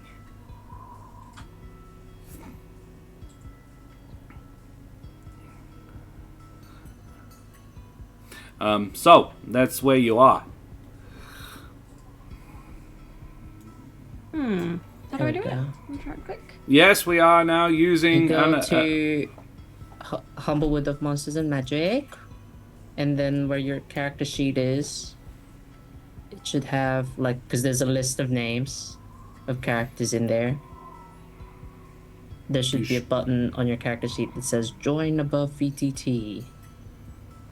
If she's downloaded the... I did it before. Yeah. Yeah, I see it on Google Chrome. I'm gonna send you a screenshot. Yeah, I can't see it.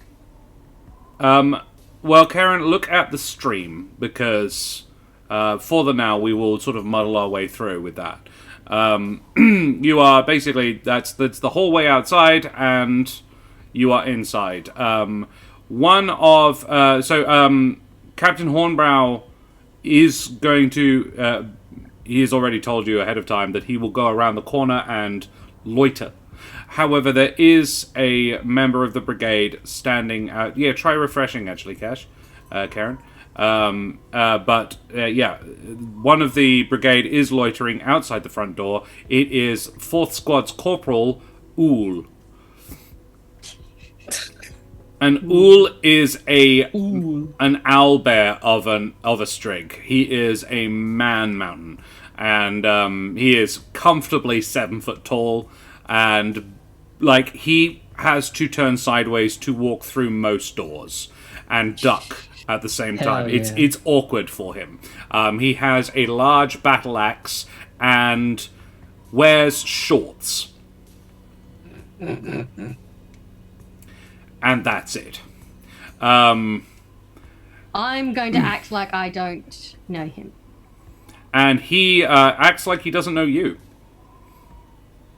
I mean, I don't actually know the guy, so... I mean, he doesn't... Like he genuinely normal. doesn't know either of you. Yeah, I act normal. Ool is not the brightest spark in the firmament. And... him and Bristlehorn would be buds. Hello, tiny ones! I watch the door! Oh, thank you kindly. I'll just channel my wife. Is he a Kiwi? No, he's not. And I'll just look meek and follow. Yeah. Follow in. Yep. He has not, you can probably infer, been informed of exactly the situation, simply what he has to do. You enter the office, and I will describe it for you, even though we can now see it. Yay!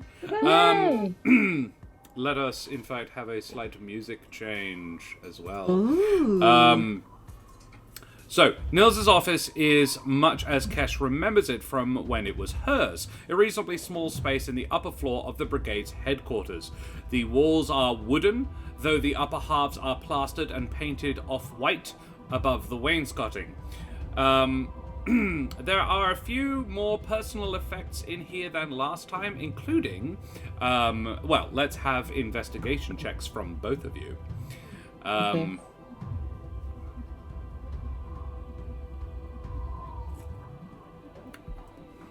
Oh, I'm gonna use my inspiration, actually.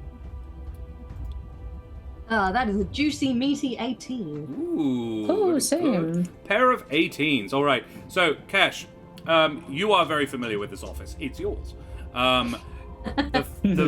There are a lot of personal decorations, including a picture of Nils with Beta, Larimar, and Visca. 3 of the members of the Alderheart Council. Visca is the High Priest of Alderheart. The only one who is not elected. Now, it may seem a little odd. These would be paintings rather than a photograph. However, I have decided rather arbitrarily that magic, so they can achieve a painting quite rapidly here. And yeah. Somehow, Nils, a younger Nils, he looks a bit younger than this, and he's not a particularly old chap himself, but a little bit younger, has managed to score himself a portrait with 3 quite notable Alderheart representatives. Man, it must be great having rich parents. Yeah, exactly. Papa, That I like a picture hangs of famous above, people. in pride of place, on the right-hand wall, above a filing cabinet. There is also a large bookcase, and the desk has some papers on it. Cool. I want to have a quick look at what's out on the desk, and then I want to start going through his drawers. Very well. On the desk, routine paperwork. With an 18, you get the impression this is a man who dots the I's and crosses the T's, and gets upset with other people if they don't. So Kesh is having a look around the desk.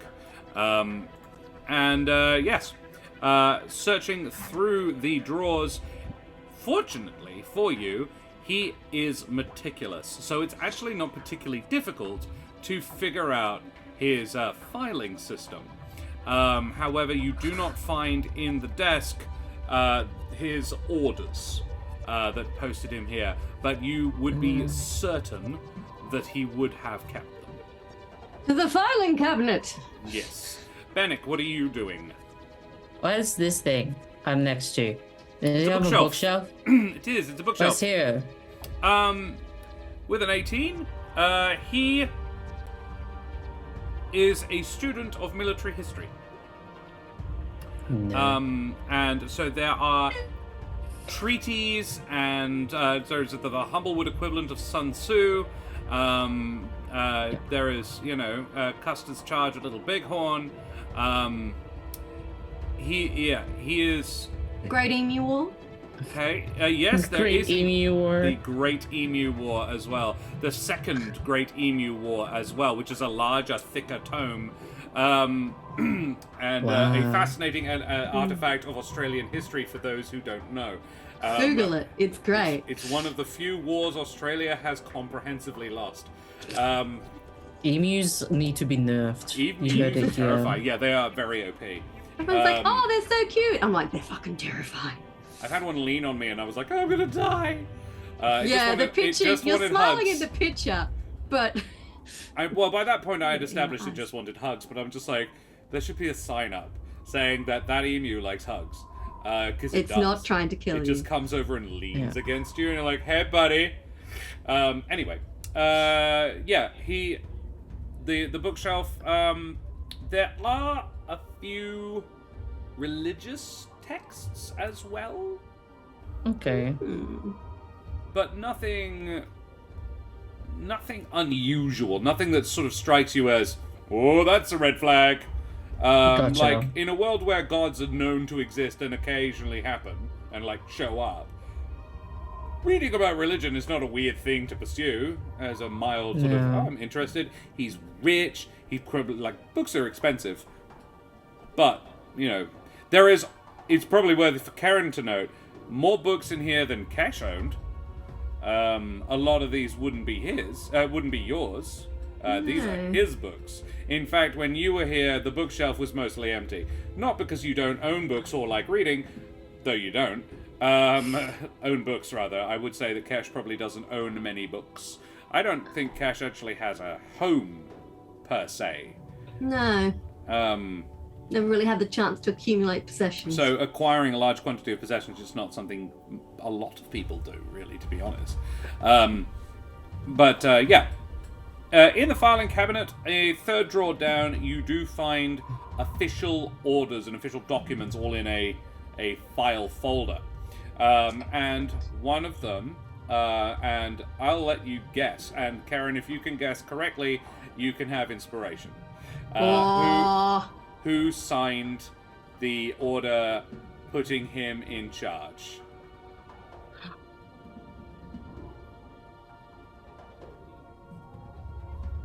Is it someone from the brigade? I'm not giving you any hints if you want the inspiration. It is, but from what you know, he was appointed by the council. I feel like we're in like millionaire hot seat. I know. I'm like, if I say the wrong answer. You can certainly ask Dan his opinion. What do you think, Dan? Well, this phone a friend. Obviously, this is me answer. The obvious one is Larimar, right? But I feel like because he's willing to give me inspiration for it, I feel like it's going to be a little more. Because it was Beta that was Beta was the voice, right? And yes, it's not Beta. Phone assaulted. And the other person in the picture, 50-50. The other person in the picture is part of the council, right? If we just narrowed it down to those three people. Oh yeah, Viscar. Yeah, Viscar. Could be Viscar too. What's the name of the dude, like Larimar's dude? There was a captain. He was a member of the Purge Guard. Captain Memphis.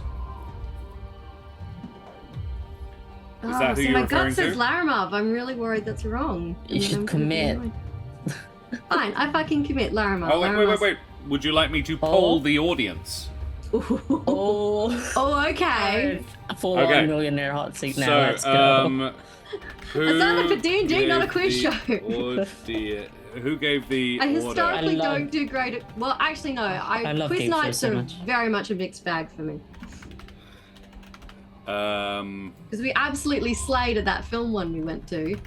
But then I came fourth in a Harry Potter one once, and I was quite disappointed about that because it was a table of Harry Potter buffs. So Viscar is the High Priest of all the Hut. Viscar is a Luma. Mentax is an elderly Strig, and has appeared in many. He's quite outspoken. But often on the side of the previous part, like the Flocks and Fire crew, interacted with him several times, and he was often appeared to be on their side. And the last member of the council who doesn't come up a lot is, and I had to go look these names up, Sobel, who is a Gallus and quite aggressive. So yes, do not allow additional votes. I want one vote per person. Oh no, don't allow additional votes. There you go. So yeah, we will have yes, give that one. Who gave the order? We need some countdown music. Oh god. Let's see if I can find one. How about Snail Shells of Fire? I'm freaking out the dog with my countdown. Which, makes a nice change from her lying on my lap and sighing deeply, like life's just hard for her or something. Because that's what she was doing. She was lying across my lap, just going. Currently, it's everyone thinks Sobel. The one person who voted. Everyone else, get in there. Oh, I'm resisting the urge to There's vote one so for much Larimar. and skew things. One for Larimar. Yeah, guys, please throw your opinions up in chat. Dude. Who gave the order? Which one was Sobel again?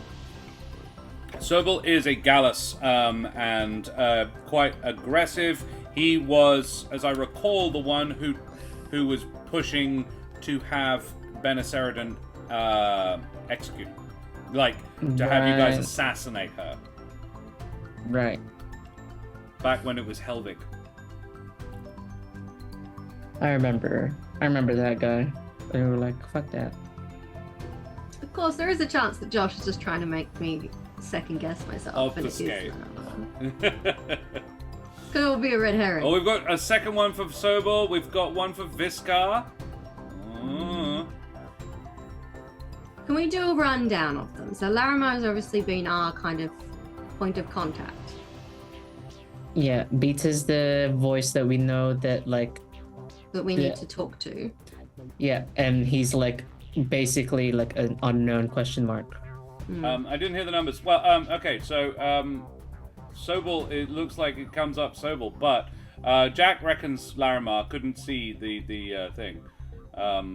It might be Josh making a bluff, is Jack's guess. Didn't hear the numbers, Sultan Buttery. Never mind. So Sobel is what the audience thinks, although in fairness, Larimar would have come in joint first if Jack's vote had been counted. Interesting. From what you know of them, I'll allow you to make a history or insight. Actually, insight would be history if you want Benneck. Oh, meaty 26 insights on the council today, Kesh. I think the meat dice are smiling on me. Yeah, meaty 26. Dice Oh, okay. smiling. Alrighty. Politics, nah. The squelchy meaty dice. 9. Your read on them is not Mentax, and you would be surprised. Your read on Beta is, yeah. No, you can't. That's why it comes in equal. We manually added you, Jack. We wouldn't do that to you. In your opinion, you would think Viscar seems an odd choice for it, but if Viscar is in the cult, it kind of makes sense that the High Priest of All the Heart might be in the cult. Sobel but why would the High Priest be signing military orders? Well, because he is also a member of the council. But unelected. Larimar would make the most sense because she is sort of the military, she's the sort of the secretary for the armed forces sort of thing. That's why she was giving you orders in the first place. Oh, I'm still going with Larimar. You are correct. Hey, he was messing with me. You. How dare I wasn't you. messing with you. It just was like I genuinely wasn't messing with you. I thought it was so obvious that I was just giving you a freebie. But it was fun. To answer your question, fun Sultan 5-minute Buttery. thing. Sultan Buttery. Yeah, the sanguine dice are like a Halloween special you could get in D&D Beyond, and they're meat dice, so they squelch when you roll I love them. them. Unlike Jack, I love the dice. The meat dice. It's gross, but I'm kind of into it. Cool. So Larimar, the traitor. I'm so glad we're robbing her office. Yeah. Well, so not us personally. Larimar issued the order that transferred Nils here. Is there anything else you want to do in here? Just to clock the secret passage from here. Good idea. That will be a fresh investigation. Come on, With meat advantage dice. because we know the blueprint. Oh, yeah. It's more you know where it is. It's along the back wall. It's just how to get to Oh, it. Kesh!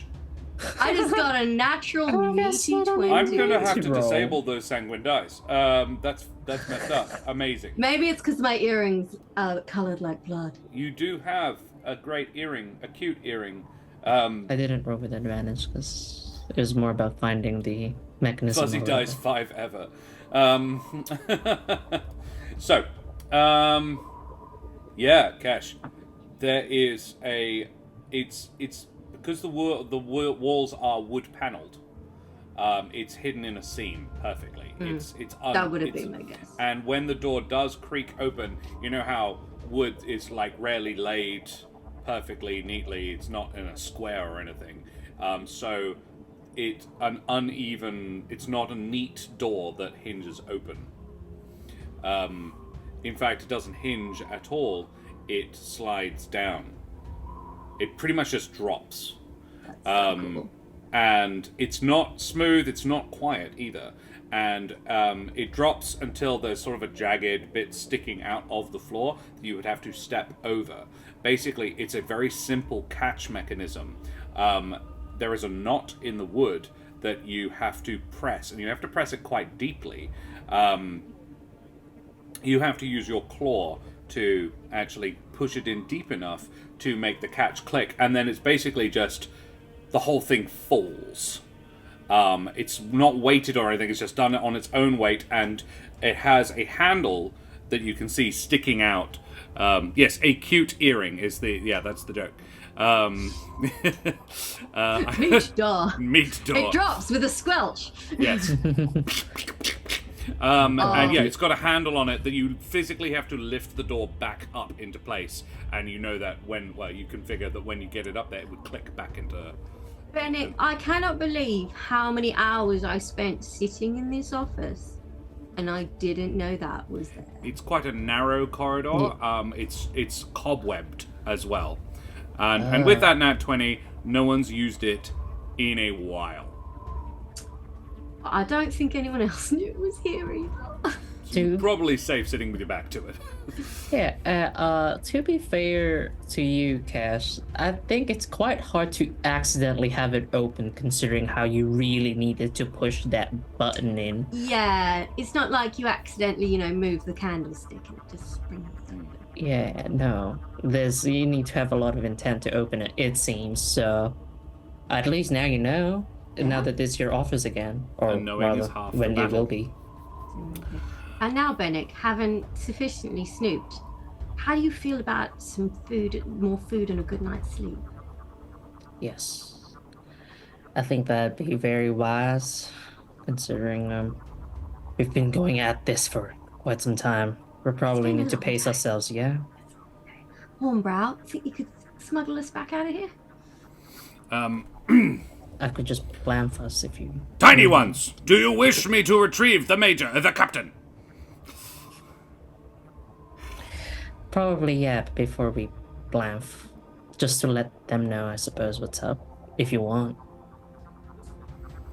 Captain! The tiny ones wish to leave! He was not hired for his brains. Thank you. We put... if we haven't... We're clear, we put the thing back, right? Yeah, we close the door. You reseal the door, yeah. We reseal the thing. Jack, put the candle back. back. Yeah. Yeah, you do that. Solid reference, Jack. Gold Yes. star. Yeah, Jack, you have inspiration. Oh no, he can use it against me next week. Fuck. Yep. Woo. Too much your powers. Alrighty. Yeah, so are you blamfing back or are you gonna walk? Do you want to walk? Because we can do that. Yeah, Like, if we want to. Captain Hornbrow comes back and says, "Shall I re-escort you or were you to blamf?" Let's keep the blamp in case things go south. Sure. I like the blamp, but I want to keep it for when I need it. Nothing worse than blamphing prematurely. It's only dirty because you think it is, Dan. It is, though. It is. I was set up for failure. All right, you travel back. Make me. How would you go about moving undetected, or in a way that does not sort of raise any suspicions? Oh, we are just two innocent people being escorted So by let's have the stealth. Let's have We're stealth. just two gals. It's not so going much that around. you're We're trying just to two move. gals walking around with our Yeah. favorite lizard-born captain. Yeah. Oh my god. But Does that frill like expand? Sorry. well, If you're playing it like that, I'm gonna give Benneck disadvantage. Well, I just rolled a 15. I'm just imagining the what was it, Jimmy Jams in Brooklyn Nine-Nine, where it's like Rosa. Yeah.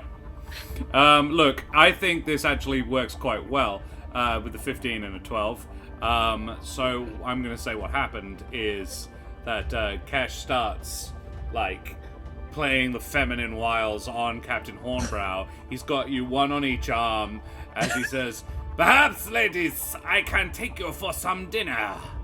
And Benneck's, like, trying to do the same, but just is not into it and is mildly embarrassed. Yeah, God, I'm like, what am I doing? What am I doing? I can hear her laughing at me. Oh, Look, cool. Cody, I can't turn it off sometimes. Meredith was Dan's bought NPC. Oh. Oh, yeah. I still have to watch the VOD. I missed it. I was so busy. Oh, Meredith Meredith was a was- bitch. Yeah. Yeah. I'm glad to hear that was the first thing these players Meredith. said. Shake fist. Yep. Still have to watch the VOD, but yeah. Everything coming out of your mouth, to be fair, is a double or triple entendre, mother of bunnies. It really is. Fair. Thanks, Tony. Yeah. It's really hard to turn it off. Like we pretty much spend the Fringe Festival double entendreing at people. Yeah. It's really hard to stop. And we were just back from Kalgoorlie, where we had been Where we doing were exactly double that. entendring, yeah. Yeah. Seriously. Taking them for dinner or mistaking them for... No, he's not Benneck. Yeah, get a It'd grip. be so weird if Benneck gets eaten by someone. Well, that's how he has to I- die now. He has to Yeah. get eaten. Yeah. All right. Shan takes you, but doesn't actually take you to the dining hall. And he says, gets you to the basement and says, "Apologies, Mr. Benneck." No, I should be the one sorry. I know I'm not good at this. Neither am I. Fortunately, I am different. That's Few fair. can read my emotions. I like you very much as a person. And he then bows smartly to you, salutes Kesh, and leaves. And I will tell you for free, he's awkward about this. So you go and have a night's sleep. Yeah. Yeah. You go and have... Julio has done a real number on that stew. It's good now. It's good. Whatever is in it, bits of Titan, you don't know. Right. No. It's actually vegetarian. But it's good despite that. And, yeah, Julio's got all the secret spices. he does. And it comes obviously with a side of hash browns. Absolutely. So, yeah. Nice. You're keeping this disguise, Benneck, until tomorrow, so you're not going to try the gentleman's wort tonight? Or were you going to, Ooh. seeing as you are now going loud tomorrow, like you're going with Kesh? I think I will try Gentleman's Word tonight. Because, yeah, if we're going loud tomorrow... Yeah, like Kesh That is should going be to me. wash herself up tonight. Yeah. And- No, I will try the Gentleman's Word. Oh, doo-doo. It's just gonna be the voice that's gonna be different. I'm still gonna look. That's my theory. That's my theory right now.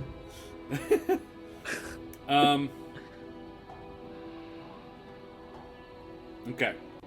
I know what I'm going to do. So, you go and talk to Eric. Eric did take some gentleman's wort with him as evidence, and nothing else.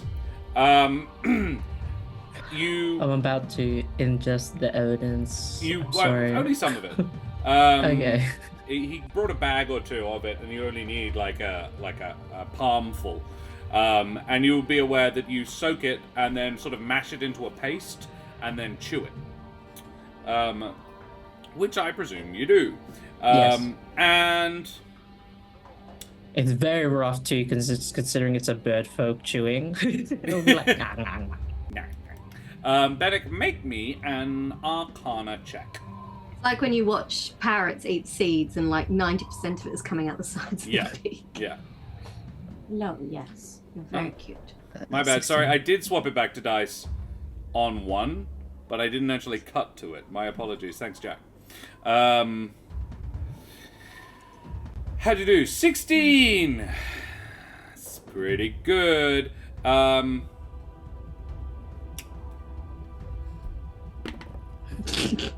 Okay. Yeah. Don't try this at Experience an home. exhilarating high. Well, definitely that. Can you also give me a con save? Josh, I need him. I have a long Do rest. you need Maybe him or do you I'll need just hang her? it up. So yeah, you are Benneck. You get, and would Benneck have indulged before? Ooh, Tony got a straight 20. Like it. Oh, Would Benneck be into / would try that? Use that. I will, Tony. Thank you. like before in his past. Yeah, or at any point. Yeah. Hey, Benneck, you won't get high? I mean, You know I won't get high. You got some Yeah. stuff? Yeah, I got some stuff. Do you have a Probably. lighter? You know I have a lighter. Sorry. Like But I Crusher, can see him doing that back at the Blight Sea, but not since like the Oh, avian. Alrighty. Then you probably haven't tried Gentleman's Wort before. I would say that that's probably a Humblewood thing. But you're aware of it, and if you didn't know how to prepare it, then Eric does. For medicinal purposes.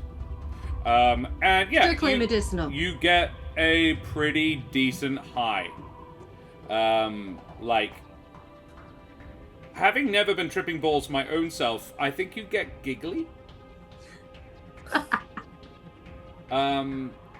And So I He just finds listened- everything funny. I just Yeah. listened to a multi-part podcast basically about how the CIA gave a lot of people a lot of drugs to try and invent mind control. A lot of them did not know they were being given drugs. And basically how you react can vary wildly depending on what you're given and how much. So giggly is a perfectly legitimate response to getting messed up. don't forget to bring a towel, yes. Don't forget to bring it down. So it does have an effect. Benneck, when you look down at your own self, you now see what everybody else saw. Whoa. Okay.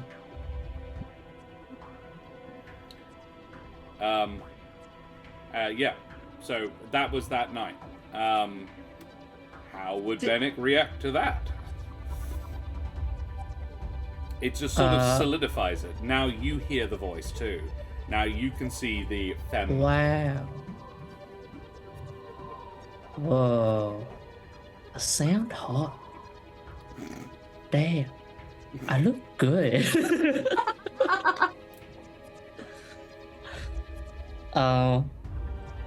Then he gets like, at a certain point in his high, he gets really fucking sad. Aw. In terms of like, yeah, he doesn't say anything. He's just like in the corner, so he doesn't like spread the thing. Or I mean, it's not a airborne thing. He's just chewing, but so he doesn't like accidentally do something weird to other people. Trying to be a responsible drug user. No, he Like, he "You gets really okay?" sad because his theory was that when he drank it, he thought about his wife, so that's why during the fight, so that's why he looked like that. And now that it's like even more solid, because over the past few days, he's just been like thinking every now and again about it. Because I mean, he can't help it. He's explaining it every single sending. It's just more of like a, hey, I'm still here, bitch, basically, to him. He just kind of like sits there and takes it in, really. I don't think he's quite comfortable with like his like identity. Yeah. And I think in his mind it's still like temporary. Yeah. But yeah, no, he gets sad. But if anybody like would point it out, he'll probably, I don't know what he would be like. We'll figure that out in the moment. If somebody were like, hey, well, you to okay? anybody else, he doesn't look different. He looks, well, she doesn't look different. She looks the same way she has for the last 3 days. But high. And probably looks high. Like, well, the eyes are already red, so they're not bloodshot, but like, it's true. Like, she's just sitting in the corner, just mainlining hash browns. Yeah. Just like, I got food, cooked me some hash browns before, because I knew that might be a thing.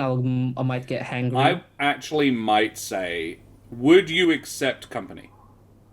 Yes. Julio would probably bring you hash browns. Oh. And sit patting your head. Oh. It's okay, he just kind of Benneck. sits there. I'm sorry. Are you okay?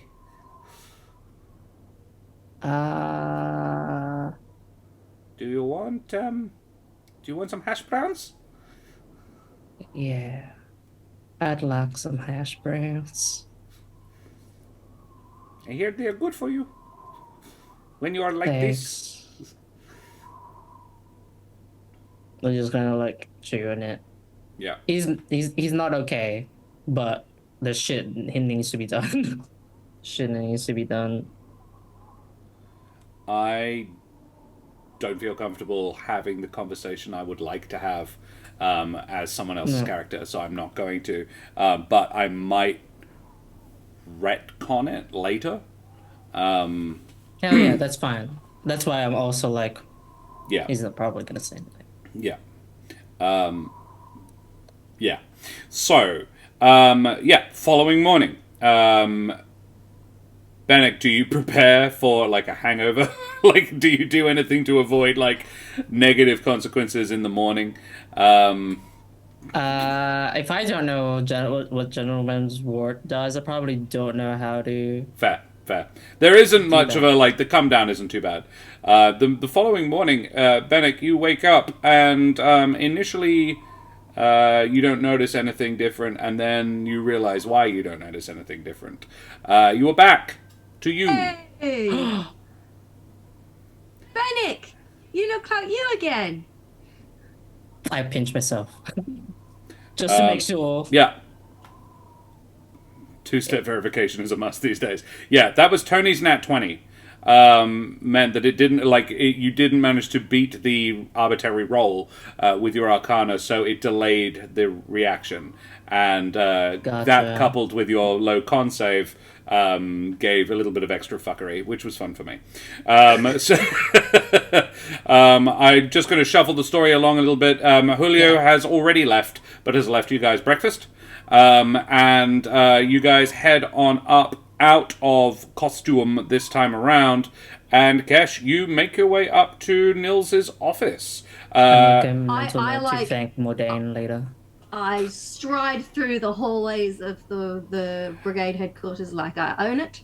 And the brigadiers I'm supposed to be here. Yeah, dead set. And the brigadiers sort of see you. There, some of them are a bit surprised. Some of them clear surprise on their faces, but generally speaking, it is sort of major, snap to attention. And Kesh, you can make me, and Benneck, if you like, can make me insight checks.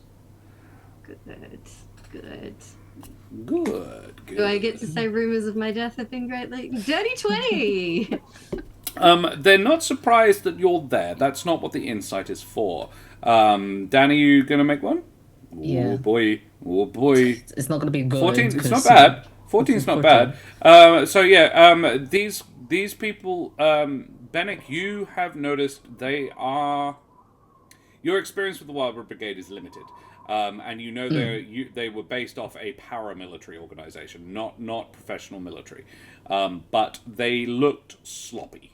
They look like they aren't drilled particularly hard.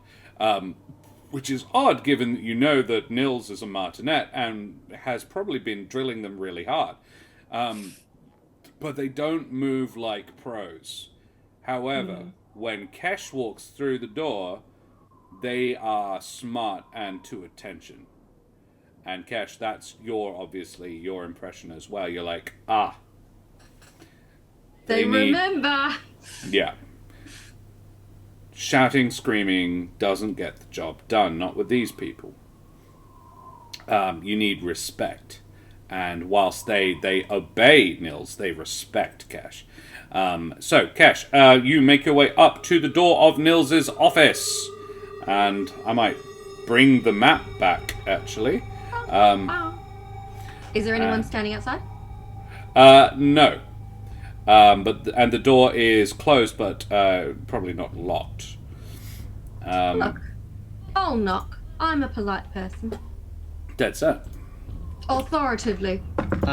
Before we do that, I will cast Mage Armor on myself, just in case, because it's 8 hours. Might as well. So, Nils is now inside at his desk. I cross my arms all tough like now. Sure. The office is pretty much as you left it. Nils is a tall, young, quite good-looking Corvum, with a dramatic white streak in his feathers above his eyes, a la a magpie. He smiles at you as you enter, but are a little bit. He is clearly a bit surprised. He says, "Major, good to see you." Good morning. To be honest, I'm a little surprised. Good to see you. How did your mission go? It was very interesting, actually. Successful? You could say that, in a manner of speaking. Oh, I'm glad to hear it. And just to be clear, I would have I would have told the squad that's taking care of this. Yeah. So sorry, I apologize. The So squad, as you are marching through the corridors, the 4th squad of 1st Company joined you. About 2 corridors away, just sort of fell in behind you. Sergeant Harcourt and Corporal Ool in the lead. I feel like the toughest short king because they're all so tall. Like, sevens. There are of the squad, more than half are a good 2 foot taller than either of you. But all look at you like respect, though. Like, none of them look like they don't think you two are people with whom to respect. So yeah, you both enter the room, and he says, please have a seat. And Mr. Benneck, I believe. Yeah. Yes. A pleasure. Pleasure as well. What can I do for you this morning? And yeah. I think it is safe to say that there have been a number of complicated developments in the last few days. I'm sure there have.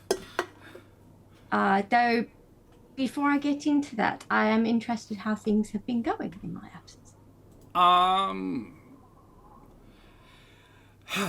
In brief, you don't have to give me all the gory details. Of course. I think I'm finding my feet. It is a different organization to the Purge Guard. And I think they probably require a different hand on the reins. A different style of leadership.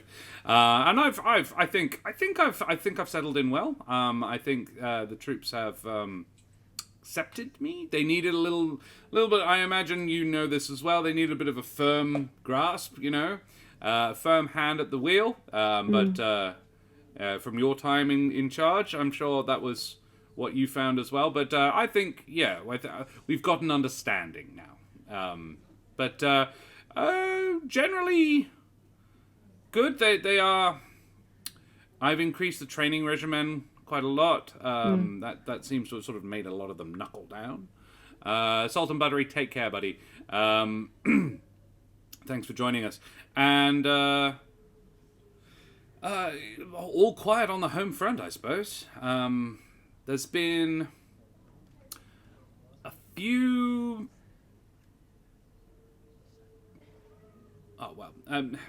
Some mutterings, I suppose, in the city generally, not within the brigade, but part of our duties is sort of monitoring that, as you know, a few disappearances, mostly good though, to be honest. Several gangs have just upped and left, which that's good. An increased military presence in the city.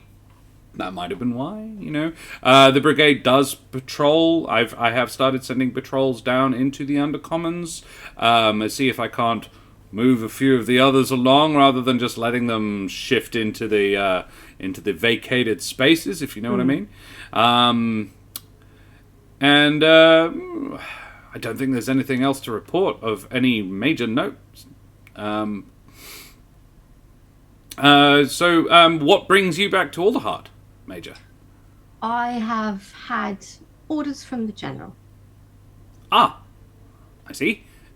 And I will kind of get my papers out and slide them onto his desk.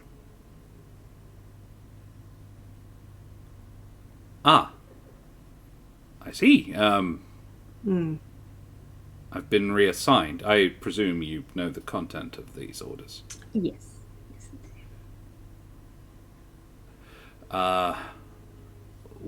Well then, I will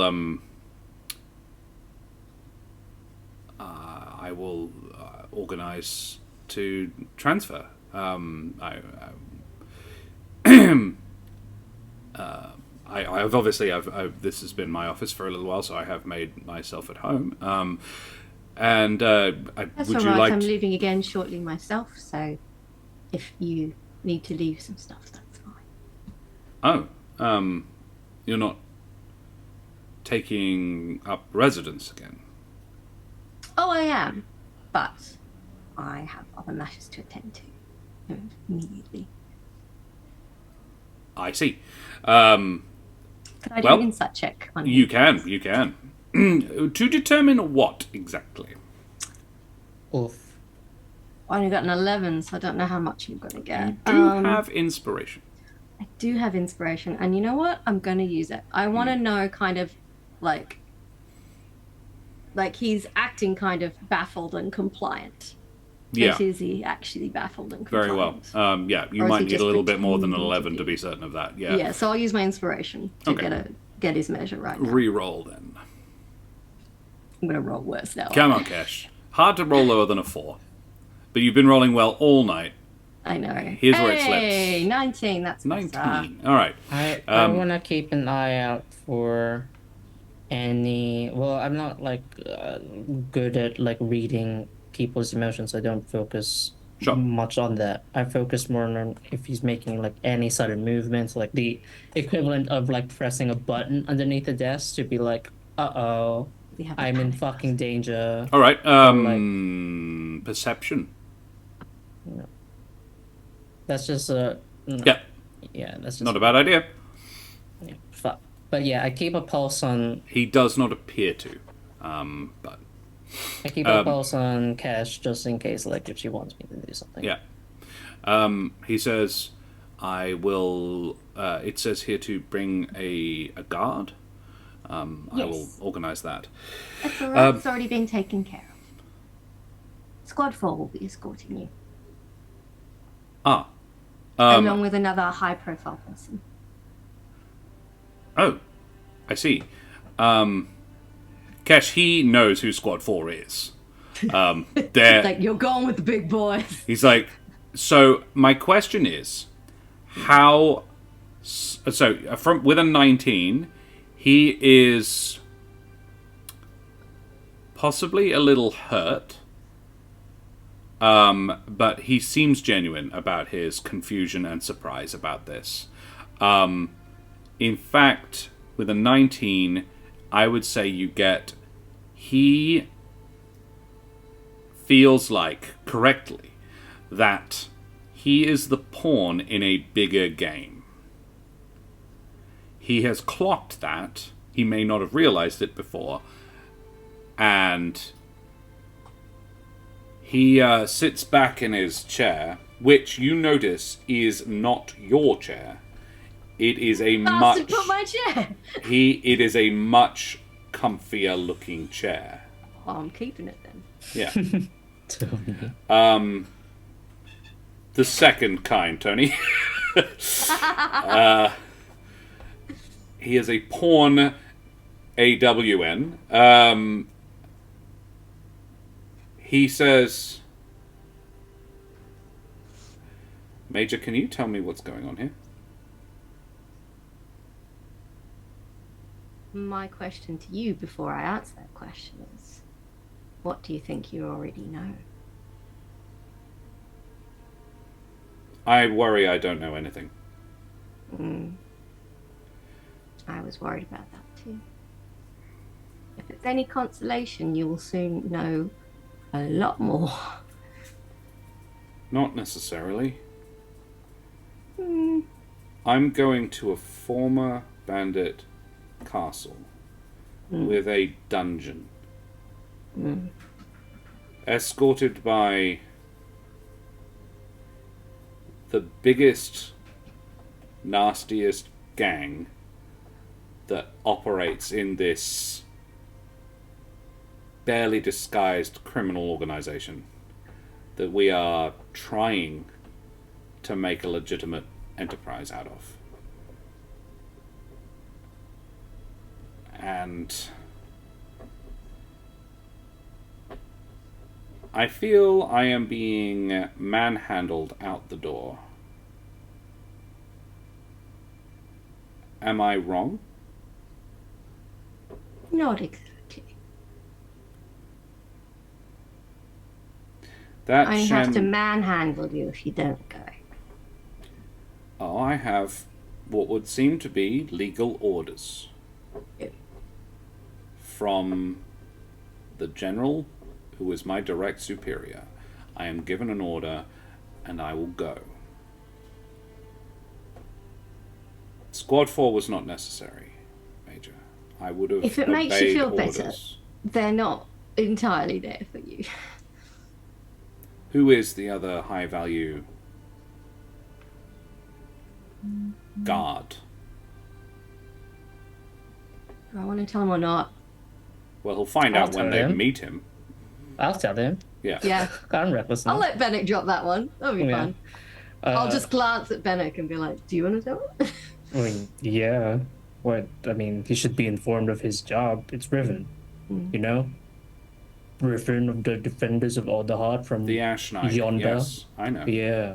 I know of that man, and look, if getting him to the crest is my job, then I'm happy to do that, sir. Good. I suppose very- my only irritation is the way that this is being done. I don't care for it, Major. Here's the I problem. would have thought I had earned a little bit more respect than that. Here's the problem. At this point, I have no idea whether I can trust you or not. I would like to trust you, Nils. I would like to trust you very much. But I can't be sure. And regrettably, there's no time to be sure. So the pack of big burly servants will be doing that. Right. Very well. Understand.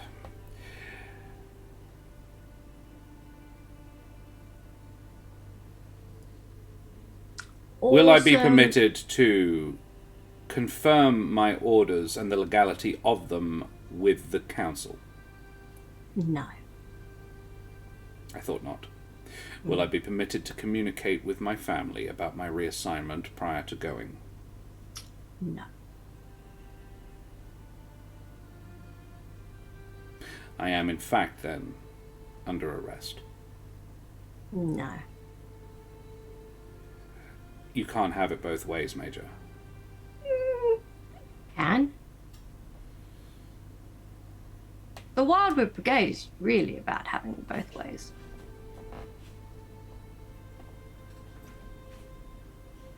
Then, Major, I am not confident that these are legal orders.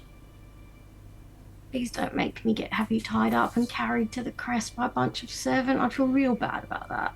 Well, Major, you don't leave me much choice. I'm either under arrest or I'm not. No, you are being given a top secret assignment that you need to carry out with utmost speed and discretion.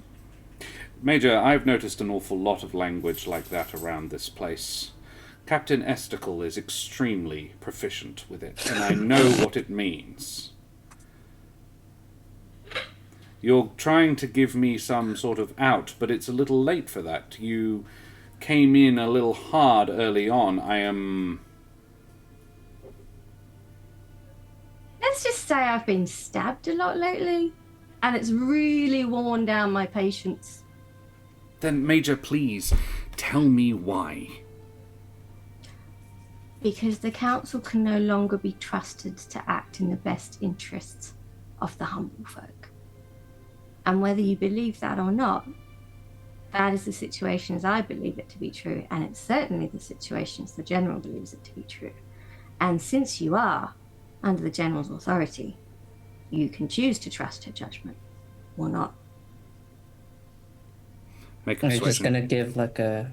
Can I help by just like, just kind of like looking over and giving like a very solemn, like, sad nod, like very like disappointed that it needed to be like this, because I am also a defender of all the hut, and I'm here supporting this action. Yeah, cool. Thank you.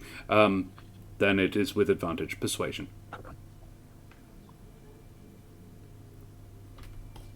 Which is good because I have no bonuses to persuasion. You're the one talking, so you need to be the one to roll. Yeah.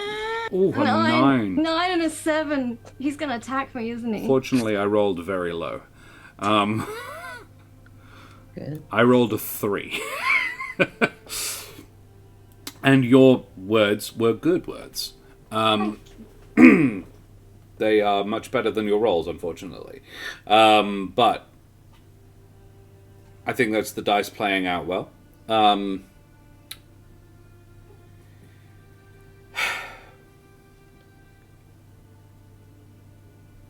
Then I am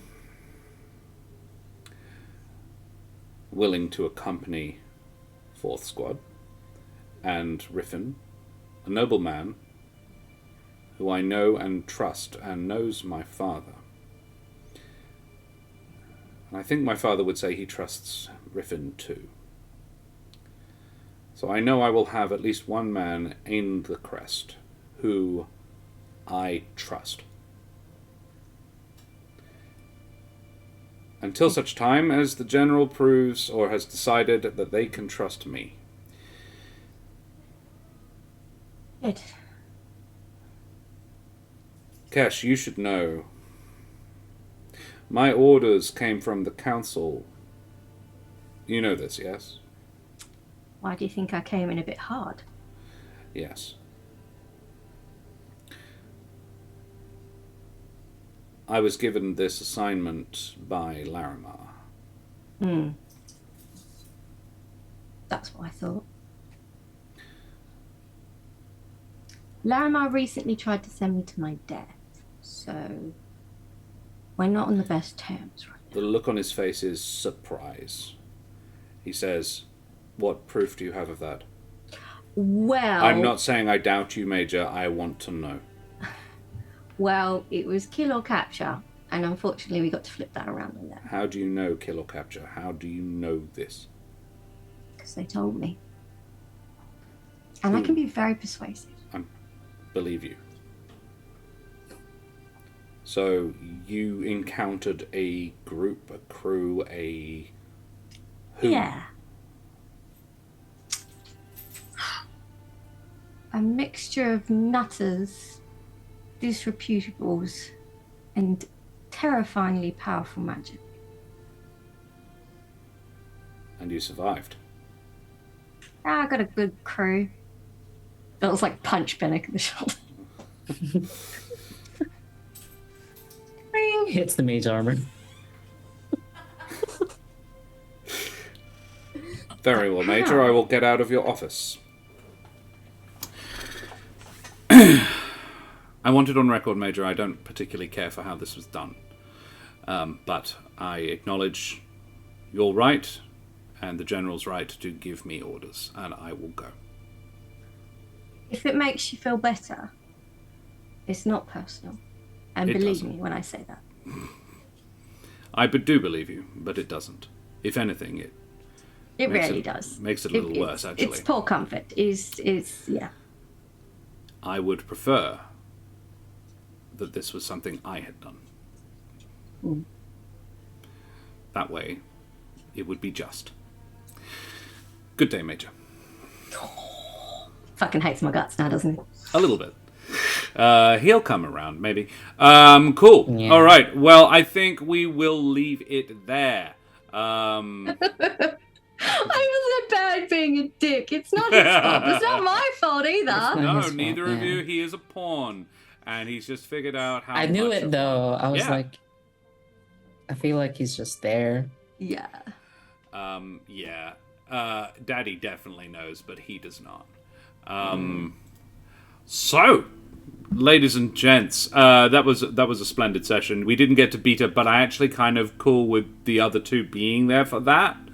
Yeah, that's fine. Even if they don't accompany you to Beta, it won't be that long a conversation, but I think all four of you should be It's there like for that one. hey guys, you better get the hell out of Dosh. Yeah. It's gone to shit. Run. So, guys, Yeah, yes, all thank you spells very ready much. for calls. Yes, good. Thank you very much for joining us, everybody. That was an excellent session. Thanks, guys, for playing. So now we are going to do what we like to do at the end of our streams, which is favorite moments. And I will, before we begin our favorite moments, as a bit of a treatlet, if you will, I'm going to put up the latest character art from the wonderful Daria, surname redacted. Here it is. There she is. Na-na. That is Selenox. Isn't she beautiful? I'm actually going to make it a little bigger because I can. Wow. Isn't she gorgeous? Ro has seen this, but everybody else is seeing this for the first time. Let's make her a little bigger. Yeah, I particularly love the damage to the helmet. I think Daria has done, and this went back and forth with Ro and Daria a bit, Daria has captured both military toughness and also femininity quite well. And I also really like the ting on the sword, and the fact that the hilt of the blade is a little unfinished. It's like just a stick, and I quite like that little detail. But yeah, she looks cool. Awesome. Love her. So let's do some favorite moments, shall we? Audience as well, please. If you have favorite moments, throw them up in chat. We'd love to know what you think. But who would like to go first? Dan, Karen, who would you like to go first? Seeing as Dan did the recap, I think we should start with Karen to give Dan a little bit of a Yeah. Breather. And I can definitely go first with a favorite Karen moment. Oh, yeah? It's not always as easy as it was today, but by golly, was it easy today. Playing hardball with Nils. I felt like such a... But you played it so well. I loved it. Yeah, you absolutely nailed that, my love. Good job.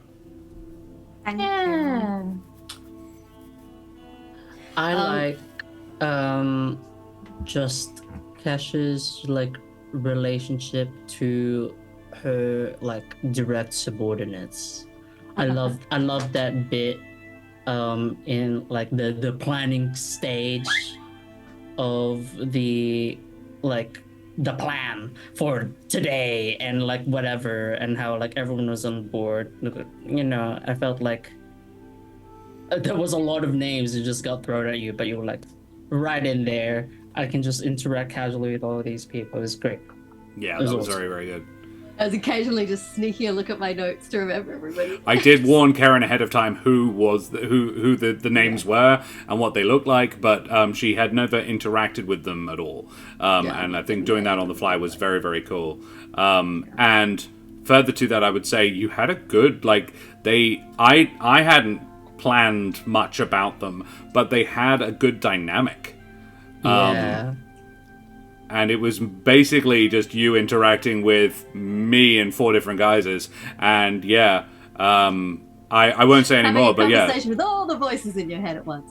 Kesh just being an overall badass today is Bishop Blood. Bishop Blood. I wouldn't disagree. Having 2 players is an interesting dynamic because it gives both of you a lot more time to shine. Karen, favorite self moment? I always pick silly ones, but I really like when I'm like, oh, I really want to sneak into his office.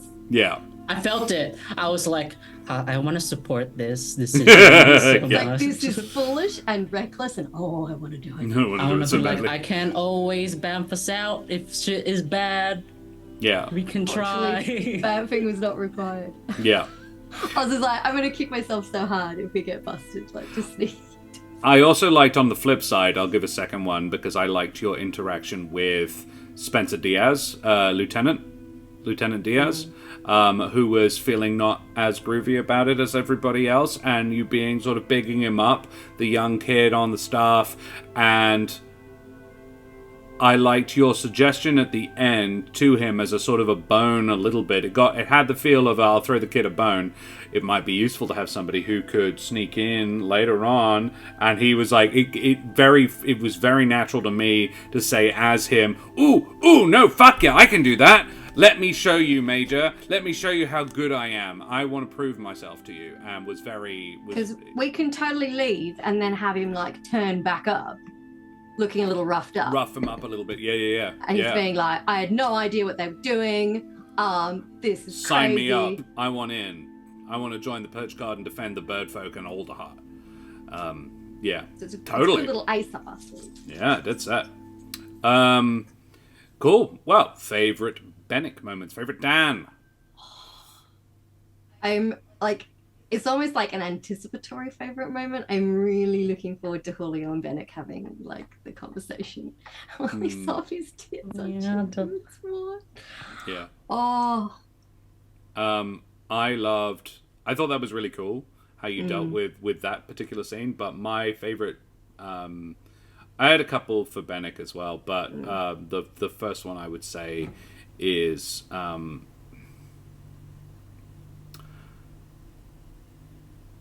sort of Dan has a wonderful ability to know his place in a scene. Benneck's mage armor from Bishop Blood, I agree, yeah. And the reminder that it's there, like when you punch him on the shoulder and bing!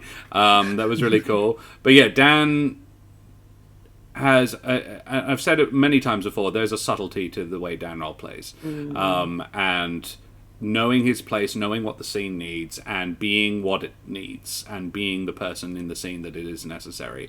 I thought that was really lovely. But the coyness of Fem Benneck with Captain Hornbrow was fun for me as well. God. That was really cute. Oh my god! And also, like, your reaction was like, "I'm hot." Yeah. This is what everyone else is saying. I look so good. I look so great. So for that one night, you were mechanically female. Interesting. It Gentleman's Wart flipped it and then flipped it back. It had to bring everything into line so that it could then reverse it. Put your thing down, flip it, and reverse it. Yeah. Favorite self moment, Dan? Well, I love because I really did not know how to, because Benneck's not really much of a person who talks about himself much. he's getting better, especially with his time with the defenders, because it tends to be he's for sure like a supporting character, even like before, like just as a person. I mean, Yeah. But getting to actually have the like this is the time I felt that was the time to like say during that like gentleman's award moment that like he like his feelings about like the whole past day and like about his wife, like even like during the moment with the lizard man where he was like, yes, I guess because I'm female disguised I would just channel how my wife does things, and he's like, this is so awkward. And having it like culminate to that, I really liked how that like paced out over the past like few sessions or so, and 3 like, seasons. Yeah. Yeah. As Bishop you Blood don't even points know out. anything about his wife. Yeah, you know yet. nothing. And it's been 3 seasons and we still know very, very little. Chaotic Goblin's favourite moment was the reveal, lol. What reveal? As in Shen Esticle reveal? Or... I was like, that sounds like testicle so much. I was like, I'm not going to make the joke. Shenanigans testicle. I'm not going to do it. I saw it, I was like, fuck, how do I make this work? Because I want to. I feel Dan like doing Shenanigans testicle would hang out with Forks. It's fine. So what I'm doing with Shenanigans Testicle, there is a character in a book series that I'm very fond of, the Jack Campbell books, the Lost Fleet series by Jack Campbell, and in it there is a character called Master Chief Giannini. Master Chief Giannini is like the he is senior enlisted and a real skilled operator, and has a sort of understanding with the ship's captain Desjani. And Desjani doesn't ask too many questions, and Master Chief doesn't do too much bullshit. But he's allowed to get away with a little bit of bullshit as long as he is very quiet about it. And basically, whatever Desjani doesn't catch, he is allowed. But she catches a lot, and it's sort of like, hey, Master Chief, I need this stat. And if it appears, I might forget about that still that is in the second hold that I'm not supposed to know about. As long as it's not there in 12 hours. And he goes, I have no idea, and I'm very upset about it, sir. This is what you want, I will get that for you immediately, and I will deal with that, and whoever's responsible. That is I will very punish much, all of them. Yes, I will make by sure making them drink all the booze. Yeah. That is who I'm sort of channeling for Shen Esticle. But obviously with it's so easy with the Joe Pesci voice. Tony Karlstrom reckons Dan doing high was fun. I was like, loved... oh, he's so keen, and then he was like, oh no. I was like, it's low key a bad trip. Yeah. I was like, yes, I'm amazing, and then being like, you definitely can play both of them because of the Arcana check along with the Con check. But I also loved your chat with Mordain. What a bro. Thank you for fixing me, Mordain. I was like, that was an off the cuff as well. I was like, oh, actually, that'd be fun. Also, Mordain being a bro and seeing lizard folk was cool too. Yeah. They are native to the Evident. Yeah. Wow, that's awesome. Really cool. I will ban. In fact, let's just ban. Very kind of them, but no. And yeah. Cool. Alrighty. Well, favorite moments done. He's trying it on, Dan. Look at him go. I thought there was only 2 of you. I might be able to get away with it. All right. Go on then. Favorite DM moments, if you want. Hey, Siri. I really enjoyed when. Hey, Bubba. Oh God, I've totally blanked on the Terran's name. That's terrible. Where am Silky. I? Silky. Began with an S. For some reason, my brain was going shiny. Her casually dropping there were a couple of other secret passages. Just great. I like how because she isn't like just to like piggyback off that. This isn't my favorite moment, or just expanding on it. I like how she isn't one of the like direct subordinates, right? She's just like a little bit lower on the rung. Yeah. But she just like knows a lot and is like kind of lording it over the other people, which I love. Being like, yeah, I didn't show you because I know this is exactly how you're gonna react.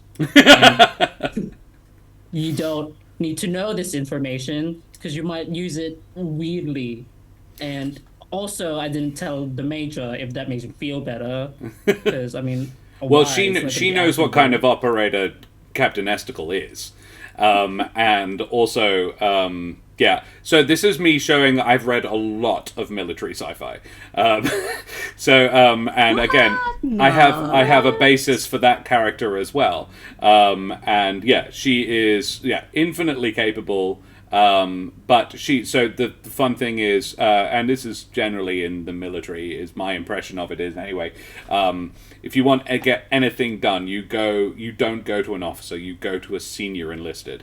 They are the people who, and generally amongst themselves view the people who run the army are the sergeants. And she was a master sergeant. And very good at her job, and is a bit pissed off that she was obliged to take a commission. And be an ossifer. She doesn't particularly care for the job, but she acknowledges that it's nice to have more pay. Like, the food is better in the sergeant's mess than it is in the officer's mess. But yeah, that is Silky. I quite like all four of them. They were all wonderful. They all had fun people. Yeah.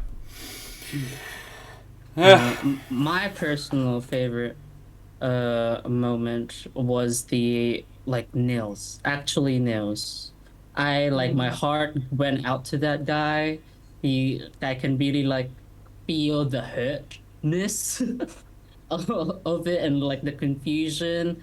And I was like, Benneck feels bad, even with his -1 wisdom. He knows the guy really has the heart on the sleeve right now. Anyway, and he wanted to say something as he gets taken away, but after how he reacted to Kesh's cold comfort, he was like, I'll probably just make it worse. Yeah. So I'll probably just not say anything.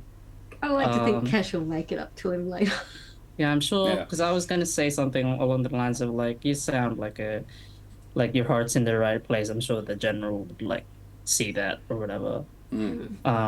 But that's not really much a guarantee. I'm not part of the Wildwood Brigade or anything, so I wouldn't know that. I'm not an authority on that.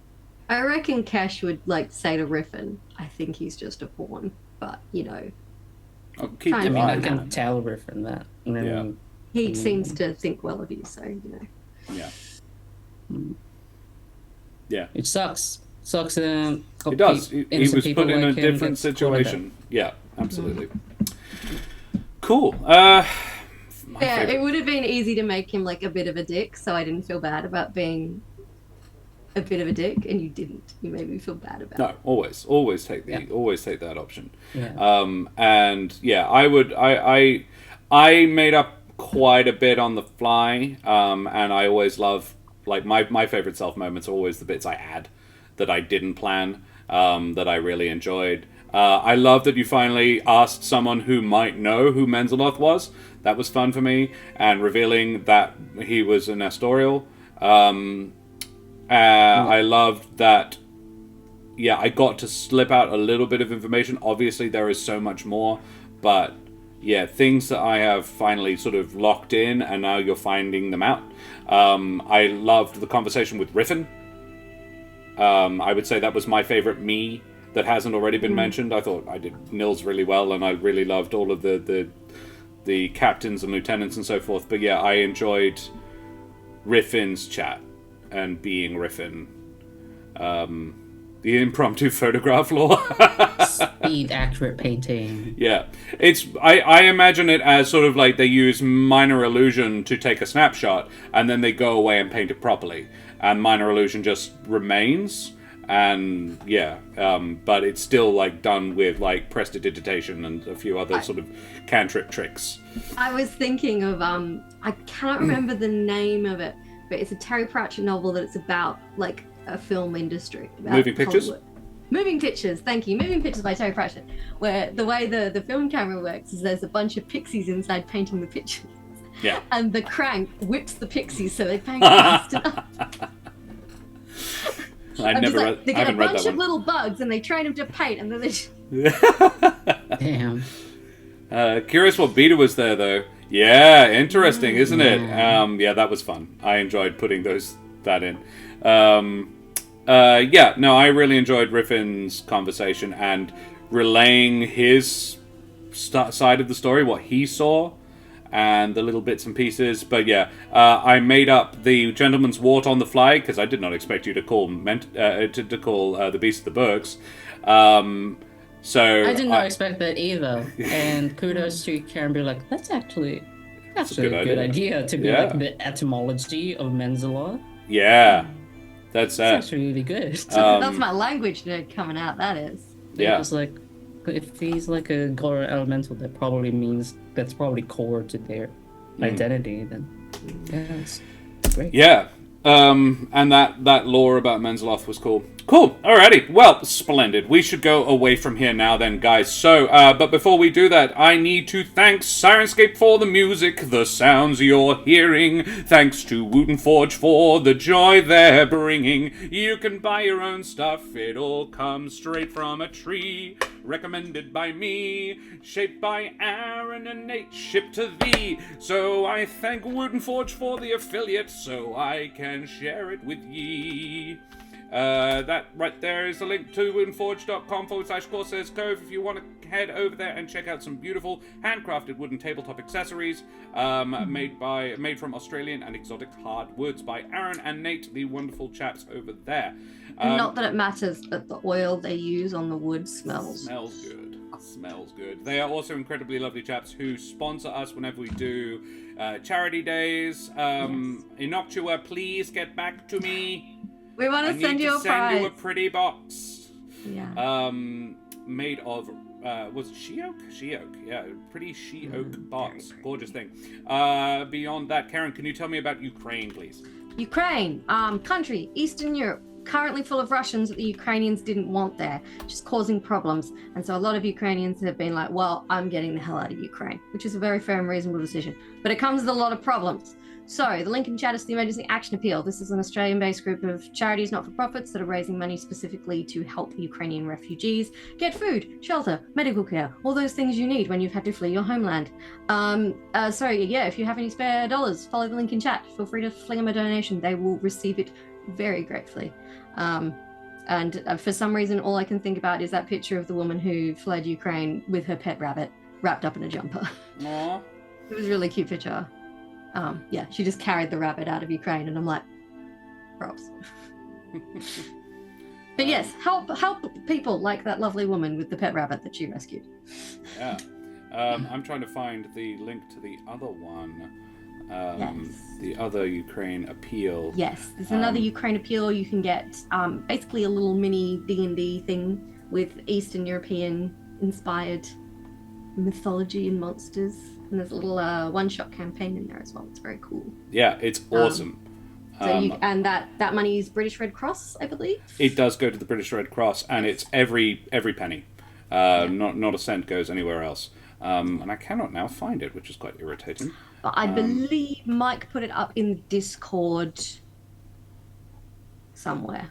Yes, I'm looking in the Discord and I cannot now find it. Let me have a look for the Curious Compendium. Yes. Of